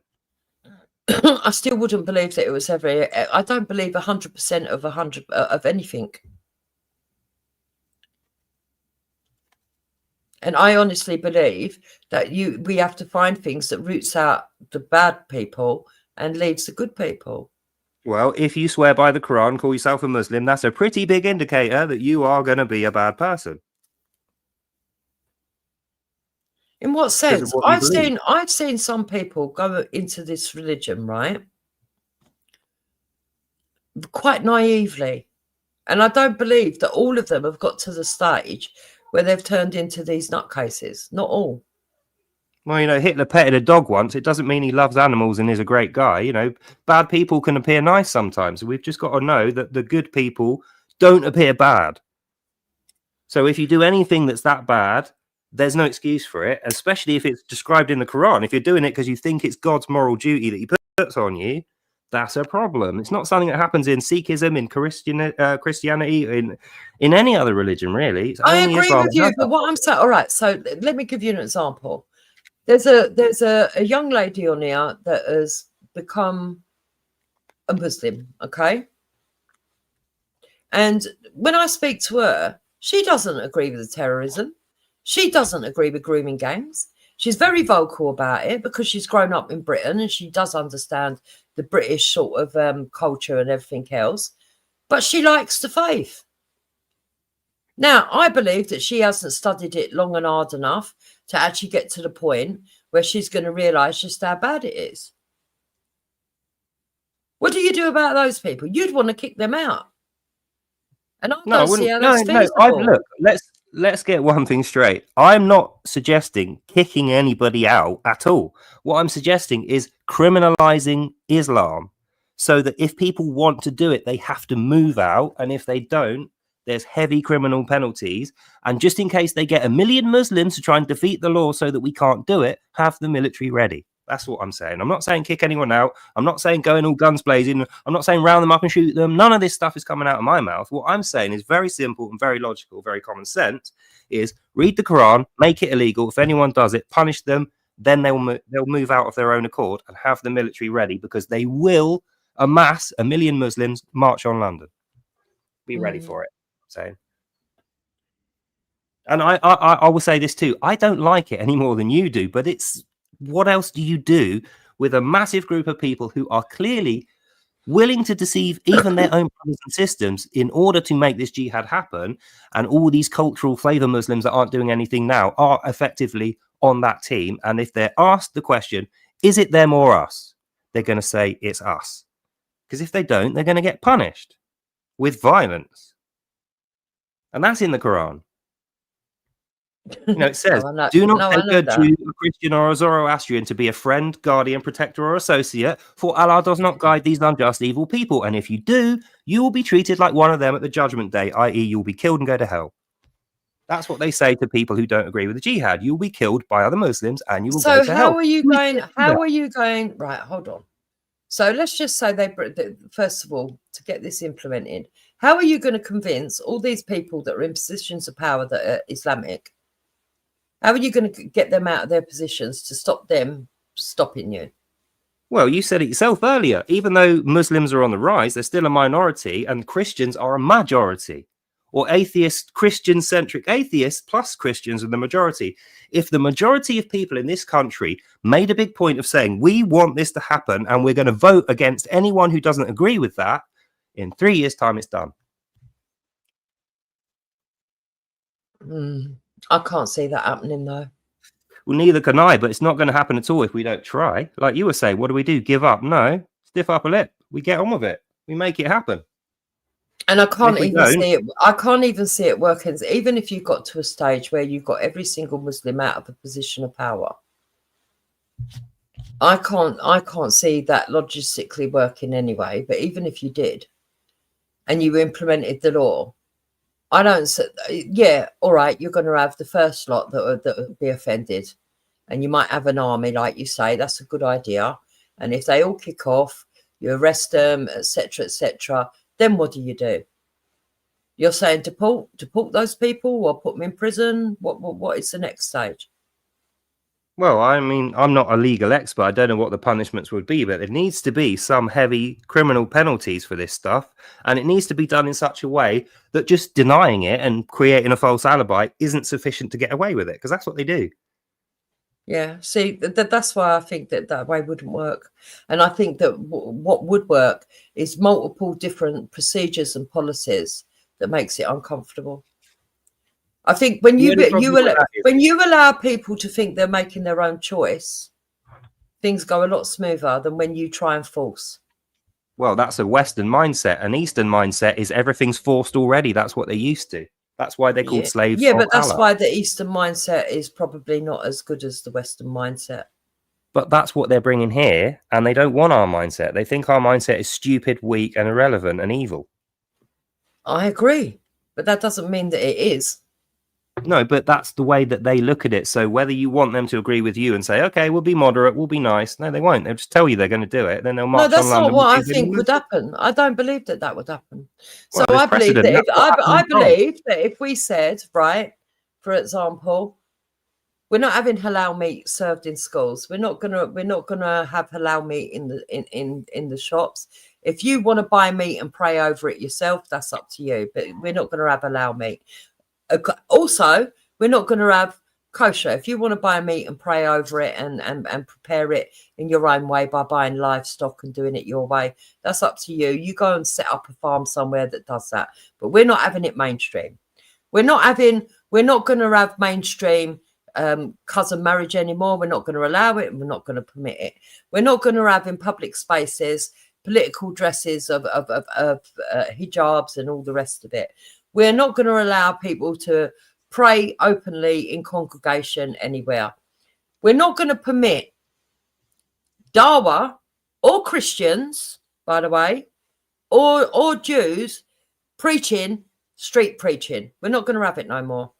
You want to preach, you do it on a pulpit or you do it in your mosque. Yeah? So you think maybe... Once you do all that, okay, you'll find that a lot of people will calm down. A lot of people will fuck off. There'll probably be a lot of other things that we could bring in as well that would make them uncomfortable. And we wouldn't need to wage war with them. We wouldn't need to bring in the army because people would do it one by one. And before you know it, the numbers would be loads. People would follow each other. You'd have one telling another one through word of mouth. Actually, I've gone to, I don't know, Jordan and it's really good here, and why don't you all come to Jordan? That's what would happen. I honestly don't think it would. I really don't think that would happen at all. And the fact is, they're at war with us by their doctrine. So they're already at war with us. That's why it's called a jihad. It's called a minor and a major jihad. The minor jihad is the one when they're killing everyone with actual weapons. The major jihad, which is on all the time, which is obligated for every single able-bodied man, woman, and children. It's the only thing that a Muslim woman can do without her husband say so, is the major jihad, which is politically and socially taking over the country, getting it prepared for Islam being the main religion and getting rid of all the others. So that's what they're doing here. So until we recognise, I know what they're doing here, but what we need to do is reverse the jihad. How do you reverse a war? That's like saying, oh, Ukraine, all you got to do is reverse the war with Russia and you'll win. It's like, how though? You have to literally fight them. Because it is number one, it's a spiritual war. Number two, it's a political war. It's not fucking a bloodthirsty war. Not for us, but it is for them. We only need to bring the army. No. In the extreme ways. You're denying the Muslim religion when you say that. Muslims would absolutely disagree with you. Well, that's because I don't believe in the Muslim religion. You sound more like a believer of fucking being Muslim than anybody. Look, when a psychotic cultist tells you what his plans are, you better believe that he's serious. Otherwise, you're dead. So why are we saying they're not serious when they're telling us they're serious and they're doing it? I believe they're very serious, but I believe the way they are doing it is politically, and their soft approach, which is a build-up, a soft build-up until they get complete power.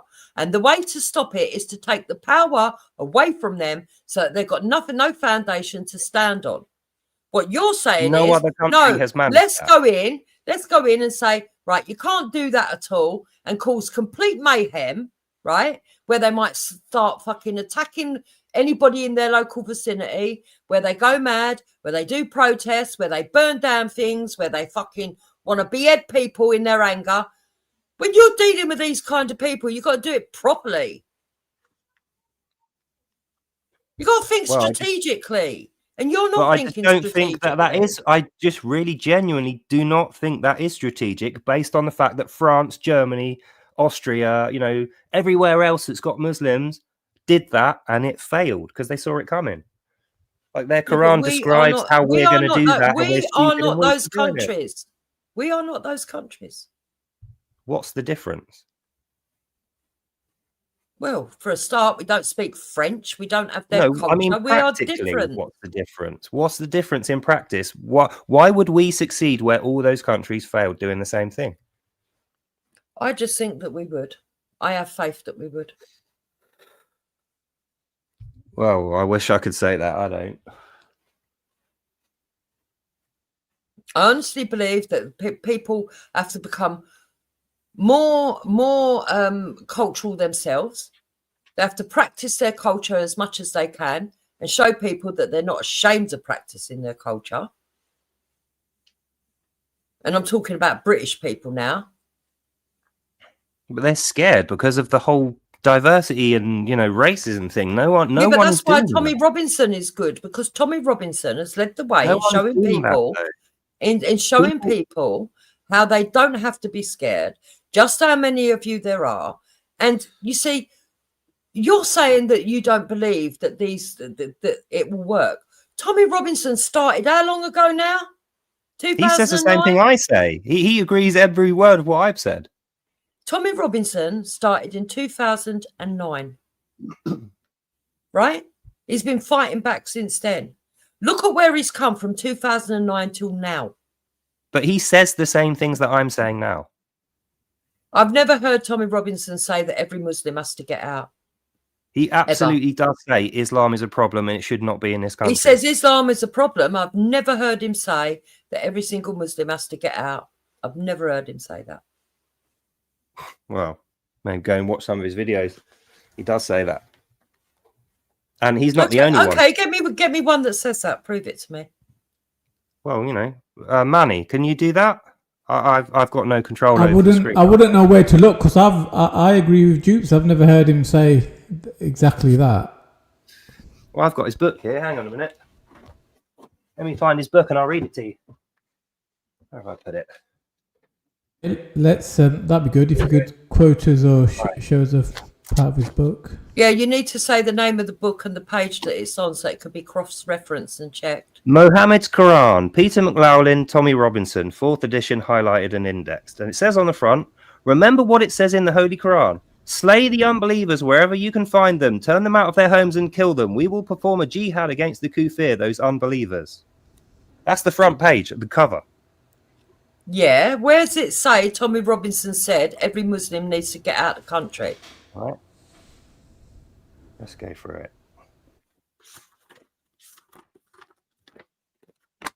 Or should I just read you the foreword? Because it's like thousands of pages. You kind of put me on the spot to find a particular page here. It's a bit unfair. Yeah, because you can't go around quoting that Tommy Robinson says something that he didn't say. But he did say it. I'm telling you the book. You can go and buy it and read it yourself. That's what I always say. Buy it and read it yourself. Listen, I've followed Tommy Robinson for a very long time. And you're telling me you got his book. He actually stated that every Muslim needs to get out of the country. It's never happened. Have you got his book? No, I haven't. Why not? Why should I? Because you just said you followed everything he does. I followed him. I listened to him. I don't have to read his books. Why haven't you got his book if you follow him? I don't have to read his books. Well, I'm just saying that's probably why you haven't read that bit, because you haven't got the book. Right, so what title, what page, and give us the quote. It's literally hundreds and hundreds of pages of tiny text, and you're problem, literally expecting me on a live stream to find one page when you can just buy the book and read it yourself. Yeah, I do expect you, because you're quoting him. Well, it's very unfair for you to do that. Like when you denied that I got attacked was unfair. This is the thing that you do. No, I like to be thorough. Apart from you don't when it's including books. I like to be thorough. But you don't have his books. You weren't thorough. I don't have Right, here we go. Introduction. Yeah, following any horrendous terrorist attacks by Muslims, an attack explicitly done in the name of Islam, we are immediately reassured by politicians, academics, and clergy that Islam is simply a religion of peace.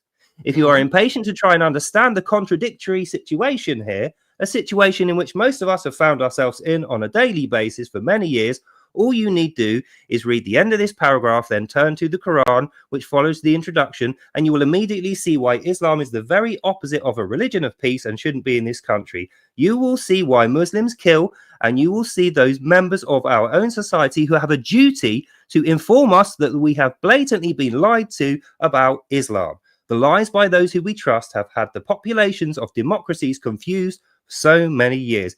If you do not believe what you see after just a few minutes of reading this book, then return to our introduction for further evidence and explanation.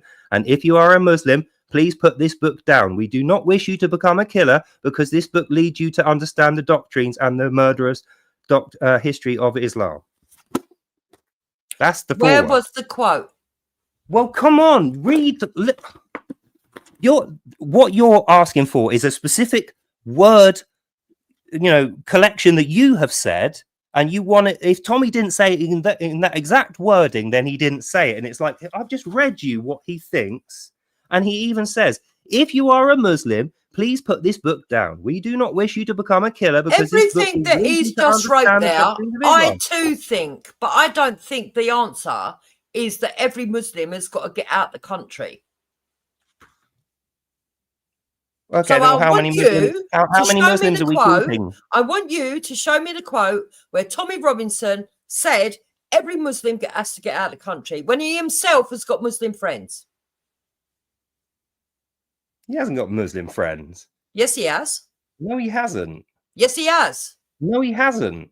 He's been quoted many times. Where you show me a quote. You show me the fucking quote on the page where he says he's got Muslim friends then. Exactly. It's unfair for me to put you on the spot like that, which I wouldn't do. I'm just exempling how you did that to me. And it's strike that. Absurd. Strike that. You want to say that he hasn't. Okay, strike that, because I'm not going to go and find it right now. So strike that. Exactly. So that's the same thing you did to me. It's totally unfair. I agree. Strike what I've just said. Strike it. Don't believe it. Well, it's just going to kill the stream if I'm sat here reading his book page by page to find this quote. I'm not going to be doing a lot of talking. You guys are going to have to carry it then while I'm doing this. So you can strike that you don't believe he's got Muslim friends, and I'm No, going I'm to not strike striking the that. fact I'm that not you striking say nothing. that every Muslim has got to be out the country. No, I'm not.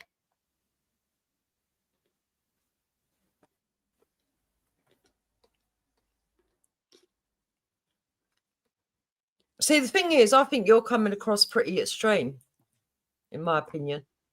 Well, it probably is a bit extreme. You know, like I say, it's not ideal. It's not what I would have wanted, but what I wanted would have happened 20 years ago. Didn't happen. It's got periodically worse ever since. And now there's no excuse for people to not understand what Muslims are doing here and what Islam is about. There's absolutely no excuse not to know this stuff. Right, okay. So I've done AI. Okay. Yeah, AI is not going to tell you because it violates their policy. As Tommy got Muslim friends. Tommy Robinson, real name Stephen Yaxley, and stated he had Muslim friends during his youth in Luton. So it's a well-known quote. Yeah, during his youth in Luton. That's different to now. According to his autobiography, Enemy of the State, he was friends with two Muslim individuals named Kamran and Imran in school. Yeah. And he goes on to say that before all this happened, because in his youth was in the 80s when this wasn't a big deal. Same with me. In many interviews, he claimed he has grown up around Muslims in Luton and has many Muslim friends and acquaintances. Yeah, same thing I used to say until I realised what was going on.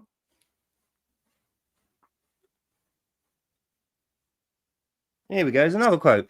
If the public had been truly informed about the nature of Islam, then none of us Kufir would permit our children to be taken to a mosque or live in the same neighborhood as us and be made to behave as if we were Muslims, because what future lies in store for your children and mine as a proportion of people in the society who despise them grows, and the kind of violent future that awaits those children gets worse and worse.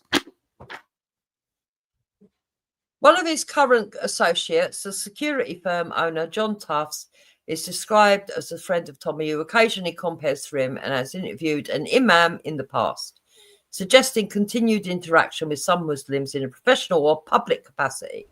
Yeah? Is it? Well, he's a famous person. Friends with Andrew Tate? Yeah, he is, yeah. And Andrew Tate's a Muslim, isn't he? Well, he was, but I don't know whether he still is. The fact of the matter is, right, even Tommy Robinson would probably say that you're being a bit extreme, in my opinion. Yeah, because he's famous. He has to say that. I'm not. I can say what I really think and mean. Yeah, well, the thing is, I don't think, right, that what you want to do would catch on with the majority of people, because I'm quite outspoken about Islam, right? I am. I don't think you are. I am. Believe me, I am. Right. I have people. I have people that literally hate me because of what I think about Islam. Well, that doesn't mean you're outspoken. That just means they're unreasonable. Right. But the fact of the matter is that I think that you're going too far. And if I think that you're going too far, there's people a lot more reasonable about Islam than I am.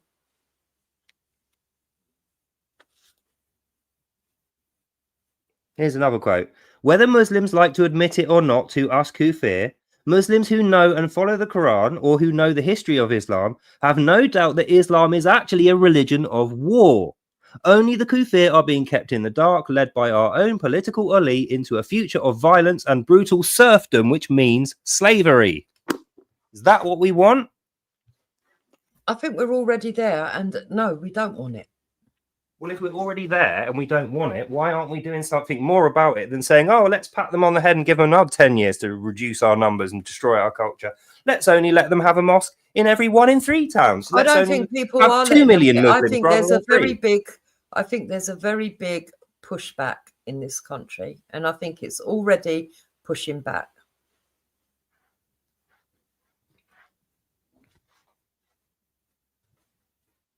I don't think people are just sitting there and taking it like you think that they're not. But the reason why the movement has gathered steam is because guys like me are taking all the risk and willing to have my head beaten in by psychotic Muslims and their friends for simply saying what's in the Quran. So that movement is literally a result of guys like Tommy going to prison, guys like me getting attacked, not by people going, oh, anybody that stands up for Tommy has suffered in one way or another. Yeah, exactly. But we're the ones taking the risk. We're the ones that get beat up and we get robbed and we get put in prison. We get called names. We're the ones keeping this movement going. So it would be nice to have a little bit more support, quite honestly. Yeah. So you're assuming that I'm not a Tommy Robinson supporter? No, I'm assuming that you could be more supportive than you are being. Really? Yes. I'm a steward at events, mate. What does that mean? It means that at UTK and a lot of the rallies and everything, I give my free time without money, without grifting. I don't get money off my YouTube channels to actually vocally support them and also go there in person to make sure that the events are stewarded. Well, that's good. I'm glad that you do that. Yeah, so you've assumed a lot about me, haven't you? No, I said you could be more supportive, which I stick to. Well, I don't think so. I think I give a lot of support. No, I'm not saying you don't, but I'm saying you could be more supportive. I.e., when I was telling you I got attacked outside my house, you immediately wanted to write that off and say that it didn't really happen. And I had to literally explain it to you and get annoyed to make you believe it. Then when I said the thing about... Because you're very ambiguous. Very ambiguous. When I asked who you was... I don't want to make you show about me. Unlike you, I could straight away say what I've done, where I've been publicly. I said to you, who are you? And you didn't want to tell me. No, I did tell you. You're just inventing that. I absolutely did tell you. I said, I've got a YouTube channel with 1,000 videos on it where I read the Bible and pray. There's many other Christians. But it's not just that. You said, why are they interested in me? And I said, because I've got 1,000 videos of me reading the Bible and the Quran. People know it. That's the reason why. So I didn't try and hide it from you like you're making out. Because there's many people I know, right, that actually pull up the Quran, pull it to pieces, and haven't been attacked. Well, they're obviously not doing it very well then, are they? Clearly didn't make enough of a ripple. I wanted to know what set you aside. Once you showed me your channel and stuff, then I understood it. If you watch my videos, you'll know. Yeah, I know. Manny already pulled it up. Once I saw it on screen, then I had a better idea. That's all I was asking you. Well, I feel like the disconnect here is because you got a certain view, but it's not supported by much study. Whereas with me, I don't have much of a view. 99% of it is the study. So I'm literally speaking from the Quran and from the Reliance and from what the Muftis tell the Imams and what Muslims actually do. That's where I would say that you've got a much better understanding of the Quran than me. But I think that I understand just as much as you do the pressure that we're under in this country, the caliphating of this country softly. I think that we can see it. We can feel it. I'm living it. I'm sure you're living it if you live in the UK.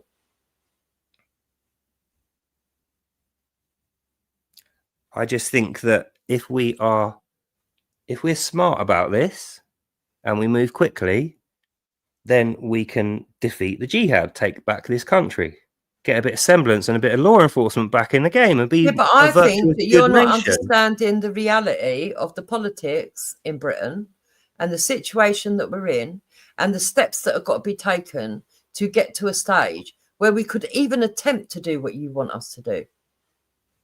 Well, that's why we got guys like Ben Habib, because he is a politician who can get things done, whereas I can't. I can tell you what's in the Quran. I can show you my experience of life and what happened to me and all the rest of it, but I can't change policy. Manny, Ben Habib's the guy that can change policy. Manny, has Ben Habib actually launched his party now? I think he may have registered it. I'm not double sure.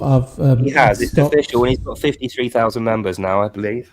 No, he's got members, but has he got his party now? Has it been accepted? Because I've been understanding that he's been trying to register his party and finding difficulties because they've been rejecting it. Well, I wasn't aware of that. I got an email from him the other day saying they got 53,000 members. Yeah, but members got nothing to do with being officially registered as a political party. That's just the membership. I'm sure they would have said we've got a political party if they didn't. Let me see if I can find it. As I understood it, Advance was still just a pressure group. They hadn't completely become a political, but they may have done in the last couple of days. That's why I'm asking. Here we go. Another landmark week for Advance UK, fastest growing political party in the UK. Here are the highlights. 1. Registration as a political party in Great Britain. Advance UK submitted its application to the Electoral Commission 4th on of the 8th December. of December. It says the 8th 4th of of December. December. Well, first week of September, we'll say then. Yeah, no, I'm not arguing against you. I'm just so saying. so I'm just if the reading from 4th of December they got accepted, Manny, or they've put it in. Accepted. Okay, so they are a political party now. Okay. Oh, it's not 53,000. And this is from September, 37,000 members, which of I am one. Mm-hmm. I'm glad that he has actually got through it and a political party though, because I was afraid that he might have just stayed as a political pressure group, taking all this money off of people and not actually going. Well, it might surprise you to know that he says pretty much the same thing I say. He says Islam shouldn't have a place in this country unless it can follow British law, which is exactly word for word what I say. But that's a backdoor for Islam to stay then. Well, if they can follow British law, then they're not breaking any laws, then I wouldn't have had any problem with it in the first place. But the fact is they can't. Yeah, but they will. Yeah, but Islam does follow the local laws until they are established, and they do away with the local laws. Yeah, exactly. Until they don't. That's what I mean. So it's still a backdoor in. But what he's yeah, but that's politics. You can't. What I'm saying now, I couldn't say if I was a politician. That's what I'm saying about Tommy Robinson. Now that he's got a high profile, people are he employs people that they rely on him for a job. He cannot sabotage them by saying stuff as extreme as I'm saying it. But I'm saying it extreme so that people get the message. It's not going to be. Yeah, but I think that even you saying it's ruining Ben Habib and ruining Tommy Robinson, because what you're trying to say is that they're undercover extremists. No, I'm not saying that. What? I never said that at all. You're saying that they're not being truthful, that they're showing a forward-facing persona, but underneath they believe stuff that's on the same level as you. I've been around the Tommy movement for a very long time, and I don't believe that they do believe what you believe. I believe they would like to. I believe they would like to be stronger on the Muslim faith. I believe that they believe the Christian faith should be the predominant culture. But I don't believe that they want every single Muslim to leave. I don't believe that. Well, I just feel like going around in circles because you already covered that. So, all right, well, I'll concede then. You know, but I do agree with you that I do agree with you that Islam is a problem, and I do agree that we need to find solutions to it, and I do agree that we need to be voting on the right and bringing in somebody. Ben Habib, I'm not so sure on Ben Habib because I'm well aware that Ben Habib, the only guy. The only reason why I picked up on him at all is because he's a person that I kind of know from politics as being okay. I don't know a lot about him, but he's the only option because I don't like Nigel Farage because of 2016 and Zia. Don't like the Conservative because Kemi's okay, but like you say, can she really be trusted? We don't know.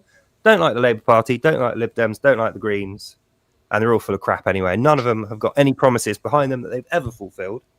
So Ben Habib is a new thing. Maybe he will be different, but I don't know. And if he's not, what do we do then? That's why I'm being very, very forceful about my point. It's like, if we keep failing and failing and failing and failing and waiting and waiting and waiting, guess what? We're done. I've said it a million times. Whoever wants our vote has to declare that they will follow up on their pre-election promise, and if they don't, then they will be open to prosecution, and that they are voluntarily waiving their parliamentary privilege. So they can't BS to us, they can't BS to other politicians, they can't push through laws based on a load of BS that they're making up. So that is the start of everything. But Ben Habib is not saying that. If Ben Habib turned around and declared that, I would be his number one fan because that is the only thing I'm waiting for to follow any politician. That's absolute. Do you know what? That's word for word what I would have said. It's like, I like the idea of Ben Habib. I'm supporting him because he's the only good option. But I wish he would do that. I wish he would say, I am going to be accountable to my promises. Because none of them say that. They don't want to say that. The only person I think is likely to say it, and he hasn't said it, is Nick Tenkoni, leader of UKIP. Yeah, Tenkoni's got a bit of baggage, though. I've looked at him. He just, Dukes, you know what you were saying about the, what they called, covert racists? A lot of people have said to me that Tankoni's a covert racist, and also has I don't want to slander him because I don't know if it's true, but there are rumblings about not so good behavior around very, very young people. Well, I don't know if that's true, but just a lot of rumors going around. It's like, that is a worry. If you don't know someone and you hear that rumor, it's like, well, do we want to put power in this guy's hands? I don't think he's convincing too many people. That's the thing. No, that's it. I don't know. I don't know anything about the guy, but I've heard a lot of rumblings about this, that, and the other bad things, covert racism, sort of dodgy kind of. Why don't you two join Advance UK and stand for election as well? They clearly need people to stand for election. I'm not sure that I trust Ben Habib. Sorry, I don't. One of these people. No, I'm the same. I would like. I'm exactly the same. I would like Tommy to Robinson, say that. right? Hold on. Manny asked me a question. I want to answer him. I believe that every person who they vote for is down to an individual choice. I believe that you can give your opinion on what you think, but essentially it's always down to the individual. And whilst I understand block voting might be a good thing, I don't necessarily think that we should have people telling us what to vote. I don't agree with that. So personally, just because Tommy Robinson says that he wants to vote Advance doesn't make me think, right, I would vote Advance, because in the past he told us to vote Reform, then changed his mind.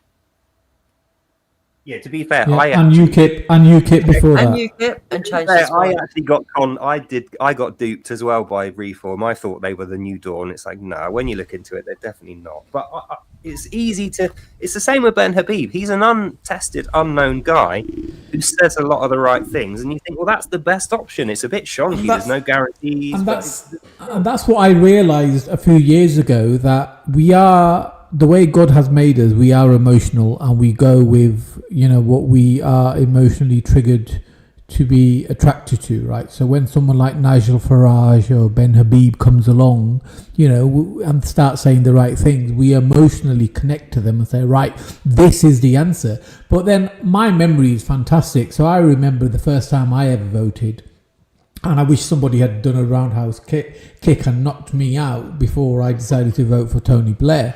But I knew you were going to say it. I knew it was going to be. So I learned from that. I remember his pre-election promises, and my memory has been building up from all the other people, whether it was Boris Johnson on Brexit and the rest of it. So I realised what they say to get our vote is completely and utterly irrelevant, because I think some of these politicians, not all of them, but one or two of them, actually do start off because they are nice people and they want to change the world for the better and that type of thing.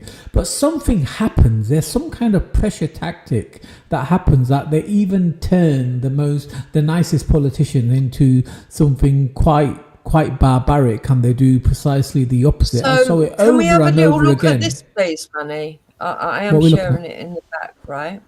Oh yeah, of course. Right, and this is what Ben Habib said in 2019. He said that he could not have joined the UK Independence Party, the other vehement pro-Brexit party standing in the European elections, as it has moved a long way right of centre and become a voice box for concerns about Islam. I'm half Pakistani by origin. I have lived in Britain since 1979 and have utter allegiance and patriotism to this country, but I am half Pakistani. My father lives in Pakistan, and I've got lots of Pakistani friends, he told Business Insider.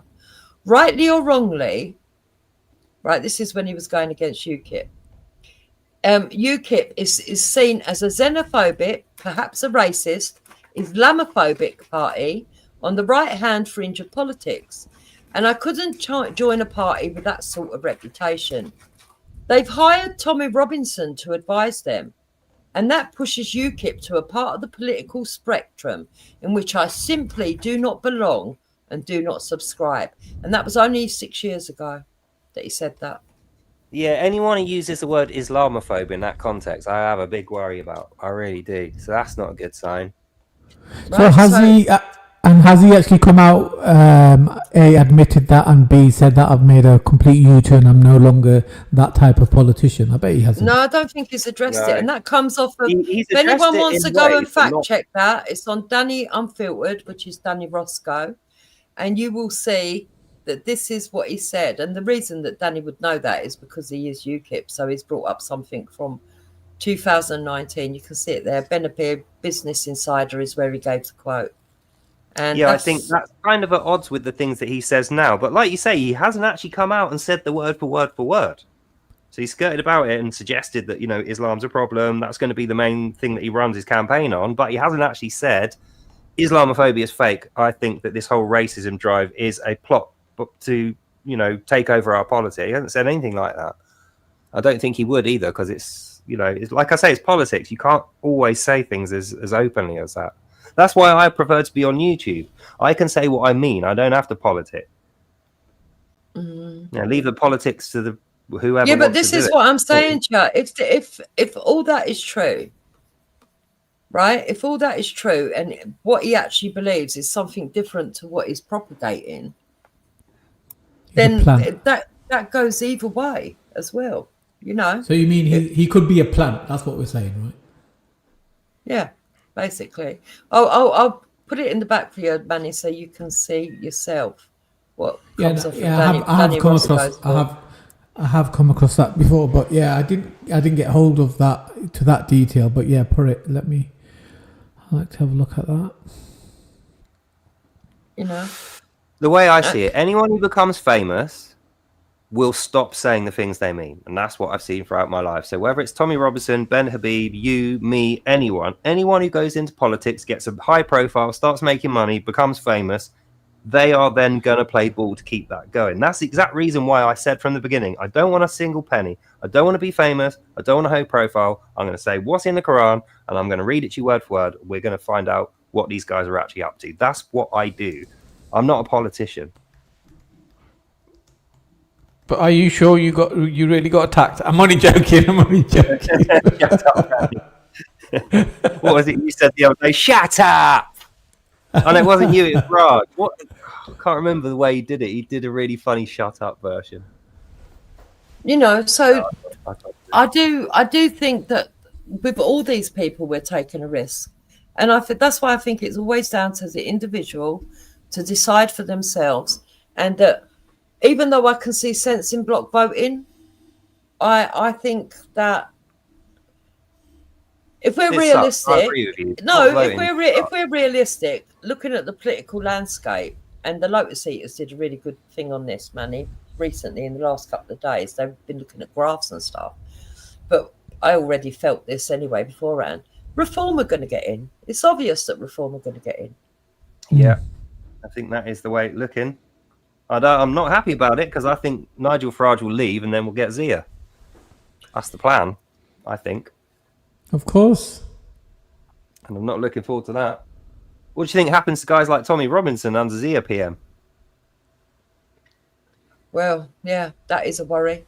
But Tommy's support is not going to waver.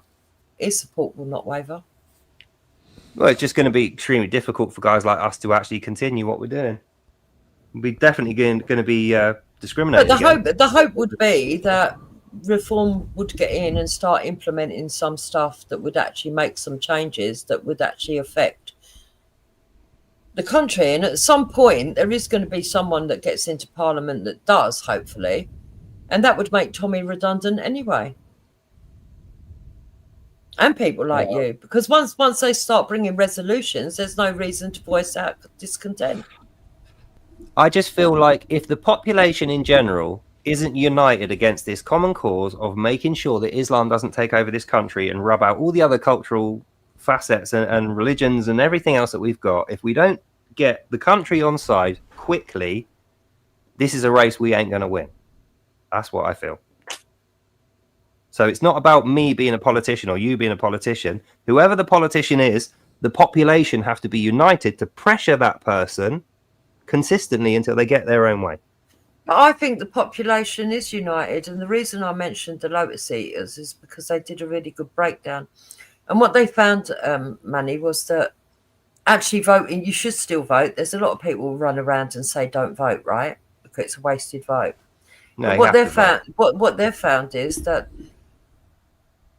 Nigel reforms populace is actually been surged forward by the working class and the white working class, and that actually they are the biggest voting bloc, which is pretty obvious anyway if you think about it. And that if they do actually choose someone, which they organically seem to have done with Nigel Farage, that person will get into power. But just worries me. They also mentioned Rupert Lowe, though. And Rupert Lowe, I love Rupert Lowe. See, Rupert Lowe's brilliant. If Rupert Lowe was running Advance, I'd have no problem. I'd sign up tomorrow and vote for him. But he's not, unfortunately. Yeah, and, I know what you mean. He is a good one. Yeah, Rupert Lowe is the one. He is the one. But he hasn't got a party behind him. Yeah, do you know what? I hate how that is so true. He is the one. If he was running a party, I'd vote for them. But he's not. So it's like, what's the next best guy? Probably going to be Ben Habib, but I got my misgivings. It's a tough situation, isn't it? Rock and hard place. Yeah. The worst thing is, right, is if we could just shut down if we just said, right, we're going to shut down all the mosques. That's what we're going to do. Mosques are illegal in Britain. If we just did that thing on its own, that would be a huge step. We wouldn't need to do anything else apart from that to start getting things turned around. If you shut down the mosques, they'll just start praying in the car parks and all, like they already are, but on a much wider scale. You know what? You said it earlier. You said we have to have a lot of different laws and little ways of like making them uncomfortable. Like, ban all mosques, turn all the mosques into libraries or churches or flipping food halls for the poor, whatever, and then make a law saying, right, open worship of Islam is totally criminalized and illegal, and it's a terrorist offense if you do that. So it's like, if you're a nice moderate cultural Muslim, cool, you can do that in your own home, whatever, we don't mind. But nothing in public, no street preaching, no mosque, nothing like that. I would agree with no street preaching and all the rest of it. But I mean, I think that is more difficult than what I originally suggested. That really would rile up a lot of Muslims to just come out in force. We'd need the military to back that up, and people would get killed. People like me probably would end up dead from that. You know, I'll be willing to go to death for that to happen, but let's not pretend that it wouldn't be a bloodbath to get something like that going. And that's why I think we have to take a hard line. Whatever we do that's effective, they're going to react to it and people are going to get killed. That's just what I think is a fact. Oh my God, it's so doom and gloom, isn't it, Manny? That's funny. It is, because it's the reality. No matter I don't what like we do, people are going to get killed as well. Oh, they're psychos. Of course, you know, look around the world, like Charlie Hebdo. Charlie Hebdo did a cartoon, one little square cartoon that was like 6 by 6 inches of the Prophet Muhammad. Him and 6 of his mates end up bombed dead. And then there's massive riots for a week, and they have to get the military out to quell the riots. Then they try to ban the burqa, more riots, then they unban the burqa. Now look at France. I tell you what, if somebody had said to me, Manny, pick 2 people to have a random debate and make it, you know, as entertainment for the average user, listener as possible, you two would not be the 2 people I would have brought together. But my gosh, it has been very, very entertaining. You guys have matched each other with energy, and I mean, I know you both got several levels to go up. I know you guys I think fairly well. She's very intelligent and knows how to put a good point forward. And even though I've actually grilled her to try and get her to change her mind, she's very resolute. So even though we've had a bit of a spicy conversation, this is actually one of the better conversations I think I'm probably ever going to have. Correct. And I'm not Muslim. So I'm not yeah. Yeah. Okay, guys. The thing is, what it is, right? I am so used to seeing people come up with ideas, right, and that are not good on reality. It's like when you hear a communist and they come along and they go, "Oh, I want everyone to be equal and have the same earnings," and you think, "Hold on, look, that looks lovely on paper, but in reality, it ain't going to work." Yeah, it's not going to happen. Yeah, you know what I mean. So when people bring what they think are solutions, my first way of reacting is, okay, Sounds good, but how are you going to put that into practice? And do you know how many steps you've got to get through to even get to that point? And have you got really a blueprint, or is it just something off the top of your head? And have you really thought about how it's going to practically I look over at America, right, and I look at the way that Donald Trump handles negotiations. Now, he gets a lot of criticism for the way that he does negotiations, but it works. And what he tends to do is he says, right, what I want is this. And he asks for a completely ridiculous thing that he's never going to get. He says, that's what I want. I'm going to push for that. And they go, you're never going to get that. And he goes, I want it, I want it, I want it. And they go, okay, I'll meet you halfway. Bang. That's really what he wanted. So he gets what he wanted by overstating what he wants. Then when they pull him back halfway, that's what he actually wants. That's that literally is the art of negotiation. Talk about the most extreme thing that we can possibly get and say that's what we want, and then when they pull us back halfway, it's still going to be an effective solution that we get. So some politician can work out the details, Ben Habib, Rupert Lowe, one of these guys. What I'm interested in is making sure everyone knows how serious this is. Read the Quran, understand these guys are deceitful, they are going to lie to you, they are violent, they do hate us and want to kill us, not individually but as a group, and they block vote. So if we don't vote, if English people don't vote, guess what? All Muslims are voting. We lose. We have to be voting. Well, and we have what to is interesting is when you look at that Lotus Eaters podcast again, when they go through the graphs and stuff with Carl Benjamin. What was really interesting is that actually the Muslims are a bit up in the air at the moment, because I don't know if you've watched Your Party, Manny. It's been highly hilarious. Yeah. And they're all imploding on themselves because the Muslims were never going to be able to sit comfortably with trans activists and homosexual activists. Corbyn's party you're talking about. Yeah. So that's all imploding, nightmare. right? So everybody was assuming that the hard left were going to sort of like go run into them, but it's all imploding on itself. What's actually happening is that the hard left are running to the Greens, but they're just as wacky. And you're going to find that that's going to implode as well. So at the moment, the Islamic bloc hasn't really got a home because Labour has imploded. No one's going to be voting Labour. No one is going to be voting Labour next time round. And if they are, it's going to be minimal. Oh, excuse me. It's definitely going to be Reform that get in. Yeah. But you're voting for Reform because you totally trust them or because you think it's a stepping stone in the right direction. And unfortunately, well, they're the biggest protest vote, aren't they? They're the one that you vote for to keep out the Tories and to keep out Labour. You go to Reform. Mm-hmm. I'm just not so sure that I'm very trusting of them. And it's not like I don't blame you. I don't blame you not to be that trusting. Like I said, Rupert Lowe is the man, but he ain't got the party. Yeah. It's a shame they kicked him out. If they'd have had Nigel Farage, even though I don't like him, if he'd, instead of having Zia, if he'd have had Rupert Lowe there, I could accept that. Yeah, big mistake. Big mistake, Nigel made. Big mistake. But I think it's probably obvious that Zia's part of the money man, isn't he? He must be the money man. Yeah, he bankrolls the whole party. I think 60% of their entire bankroll comes out of his pocket. Well, there you go. So it's his political sort of like, it's like his baby, isn't it, really? Yeah, pretty much. But they have got some strong people in Reform. They have got some.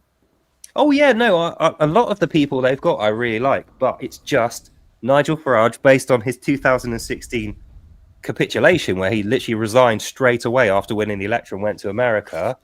And then the European elections where he said, oh, yeah, we're going to leave, we're going to win Brexit and we're going to leave Europe. And it's like, well, we haven't. We've still got the tendrils of Europe in every single orifice. We haven't really changed a lot, probably further in than we were now. The only difference is we've already had a referendum. So it's like, well, we just give up on it then. And I don't want to see that happen again with Nigel Farage and his new But party. I think you're pretty realistic. I do think that Reform will come in and it will be Zia Youssef that goes in through number 10. I do believe that. I hate that idea, but it is. For some reason, I just can't see Farage wanting to be in number 10. I don't think he really has that aspiration. No, exactly. That's what, and I said that after 2016 because I couldn't believe that a guy would win an election so convincingly and then leave. By the way, audience, if you don't know already, Carl Benjamin, aka Sargon of Akkad, and Connor Tomlinson's the other guy. highly recommend you go and watch these guys' channels. Low2seats.com. Amazing content. Been watching them for ages. Connor's brilliant. I'm going to be reviewing him later. Connor's my favourite one. Or there was another guy. I think he's called Gareth. He's not there anymore. He was pretty cool as well. But they're all good. But that's the kind of show to watch if you want these kind of conversations done by politicians. These guys are like way more political than I am. You know, I'm like a local lad. You know, I'm the guy that lives at the top of your road who, when you get your house broken into, I'm going to come with you to go and get your stuff back. That's me. I'm not a politician. I'm just a neighbour. These guys are like politicians, though. They know how to have those. They can handle those debates way better than I can. Yeah. On that note, guys, I'm going to end the live stream, as entertaining as this is. I'd like you both to come back on, maybe with more conflicting information, so we can see some more fireworks, because that was fun. That was great to listen to, and you guys had a smashing debate. So thank you very much both for coming on. I really appreciate it. No problem. Absolutely. And it was a pleasure to meet you. And what I'm going to do is give me a week or two. I'm going to try and collate some Tommy Robinson stuff and put a video together to say, right, this is the stuff that he said, which I suggested he'd said. But I'm going to try and put in the stuff that you said about when he was in his youth and the Muslims he knows and stuff. Try and present a fair case. And I really think that even though we're already there, the more of these shows that we do, the further this will travel, the more people are going to get involved and vote. That's really what it comes down to. We need to outvote the Muslims, at least on this next election. But I think this is why I'm saying go and have a look. Go and have a look at the Lotus Eaters, their podcast on it. It was done, I think, how long ago, Manny? Only 20 hours ago or something like that. Yep, something like that. Well, anyone who's got the time, stick the podcast on. I mean, they're great podcasts. They're not boring, even though they're long and they're about politics. These are entertaining people. You look at it as well, and you see that maybe what you're asking for is already happening, but unfortunately, it's not in Ben Habib's favour. It's in Reform's favour. That is what has organically happened. The working class person has picked a realistic target, and I think it's all about reality, and that's what I'm on about, Daily. It's all good having these ideas and maybe an agenda that you're an end point, but you've got to think about the reality of how you get there. And that's what I'm saying. You know, the reality is that people are going to be voting Reform by the look of it, and you know, we just have to wait and see. But there is 4 years until unless we do an early election, there is 4 years.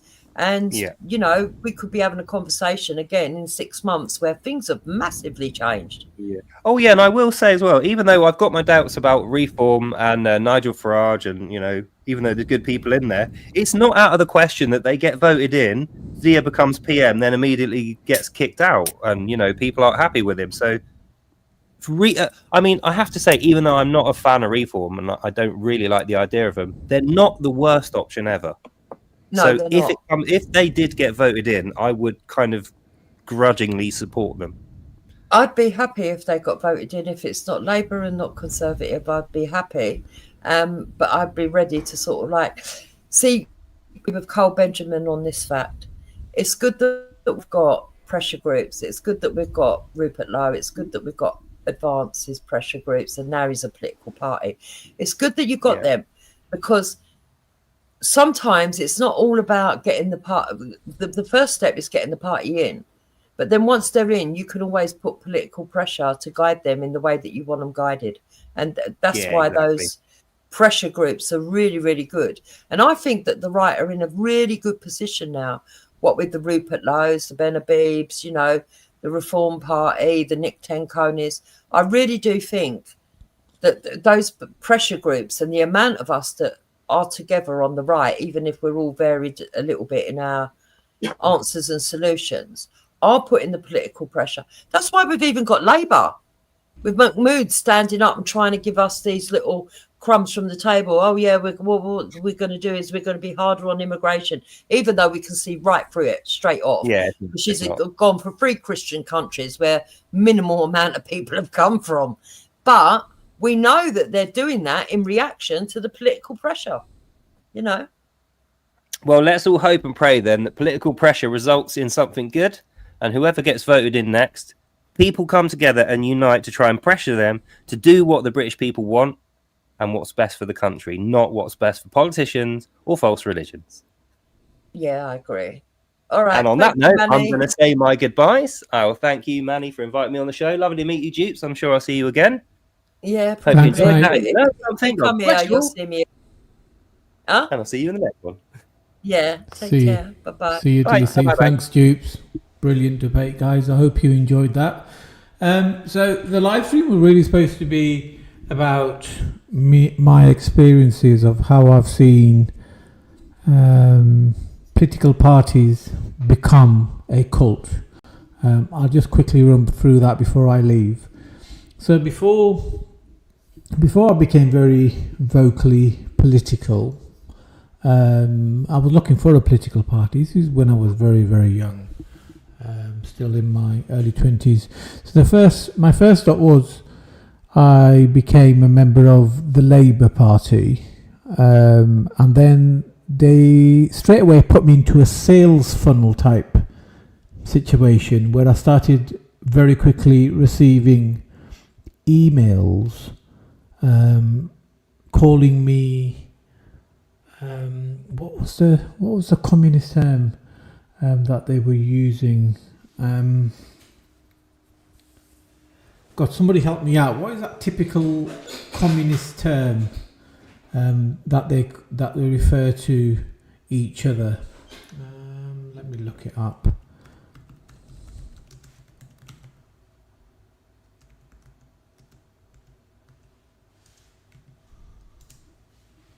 Comrade.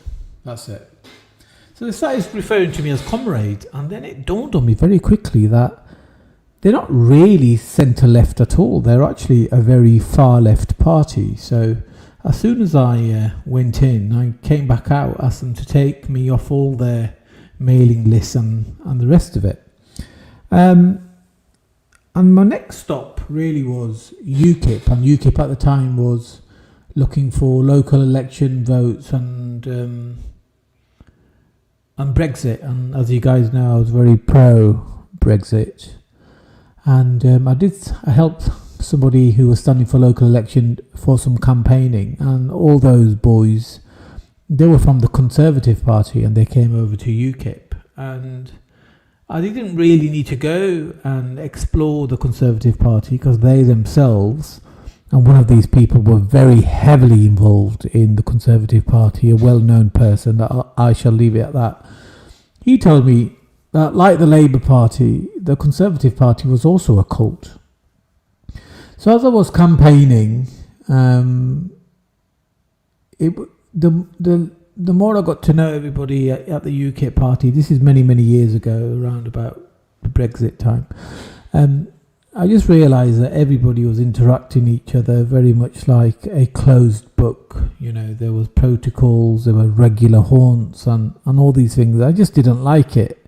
And when somebody left UKIP, there were messages going around saying, who's going to take over the patch and this type of thing. And I was like, no, politics is not for me. But my point is that all these political parties that you vote for, you think you're voting for an outstanding Prime Minister or an outstanding Member of Parliament for your local community. Actually, you're voting for a member of a party, a member of a cult, because that party must come first, because it's the party that's truly in power, and whoever controls the party controls its members. And that's what I see has happened even with Nigel Farage's reform. You sometimes go into different people's live streams or forums, and they're saying vote Farage, vote reform, and you say anything out of context, what they think out of context, so you ask the question, they start blocking you. Well, something amazing happened to me today. I was on Richard Inman's live stream. I just caught the end bit of it, and Richard wasn't aware of this, but his Stasi moderator certainly was. So anyway, as we know, Richard Inman is pro Ben Habib, and I understand why, because he Ben Habib certainly helped the Northern Ireland argument, and so I understand the complexity around that. I believe I do anyway. But anyway, so I put a message to Richard saying, "Hi Richard, what guarantees do we have that Ben Habib is not going to do a U-turn like all the others?" Richard didn't see the message. I'm sure if he did, he would have responded. But one of his moderators did, and the moderators turned round and said, not knowing anything about me, who I am or anything like that, said, because Ben Habib is a Christian. My response to that, well, my side comment to that, first and foremost, he's not a Christian. He said he was baptized, but he's not religious, and then therefore not Christian. So the mod had its facts wrong. Secondly, Christians do lie. There's plenty of pastors. I mean, look at Church of England, the Catholic Church, for example, is full of pastors that even pursue their congregation to go get Chinese virus jabs and all types of other things. These churches are just political spokespeople for the government, for the establishment. Anyway, the live stream ended, and as it was ending, and I made the statement, well, Christians do lie, this moderator blocked me and said, "Goodbye, Manny," and put the Christian cross on there as if I was some kind of demonic entity for asking questions. Well, I'm sorry. Like I was explaining to DC and Dupes, I've lived enough years. I've had an opinion about politics long enough in this country to realise that politicians lie. They do lie. They all lie. And human beings are not perfect people. We have a tendency to tell things a certain way in order to gain advantage.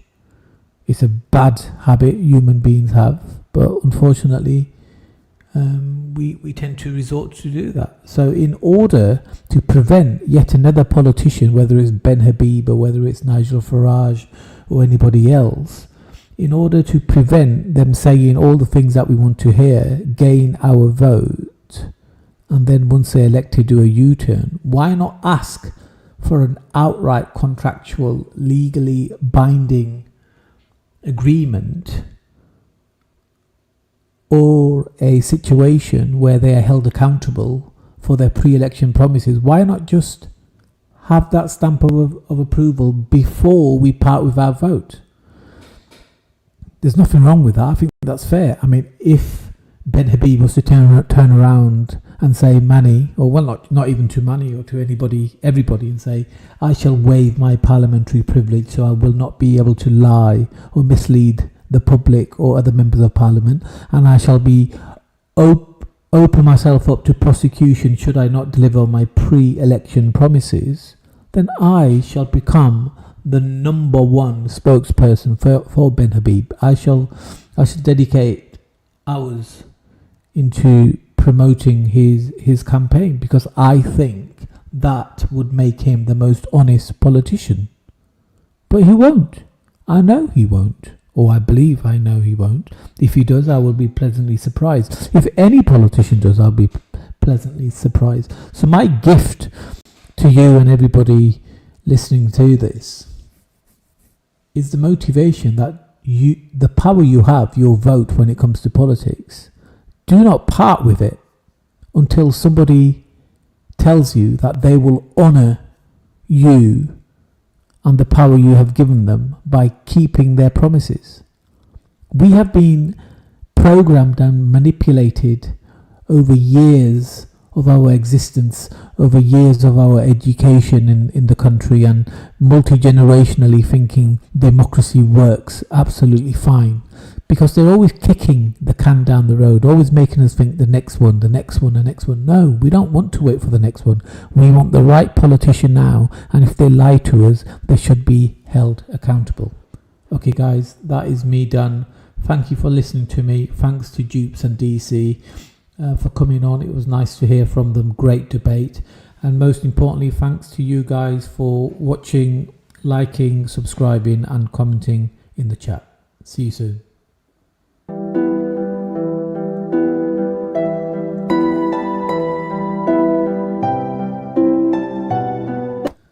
And subscribe to my other channels as well. Thank you.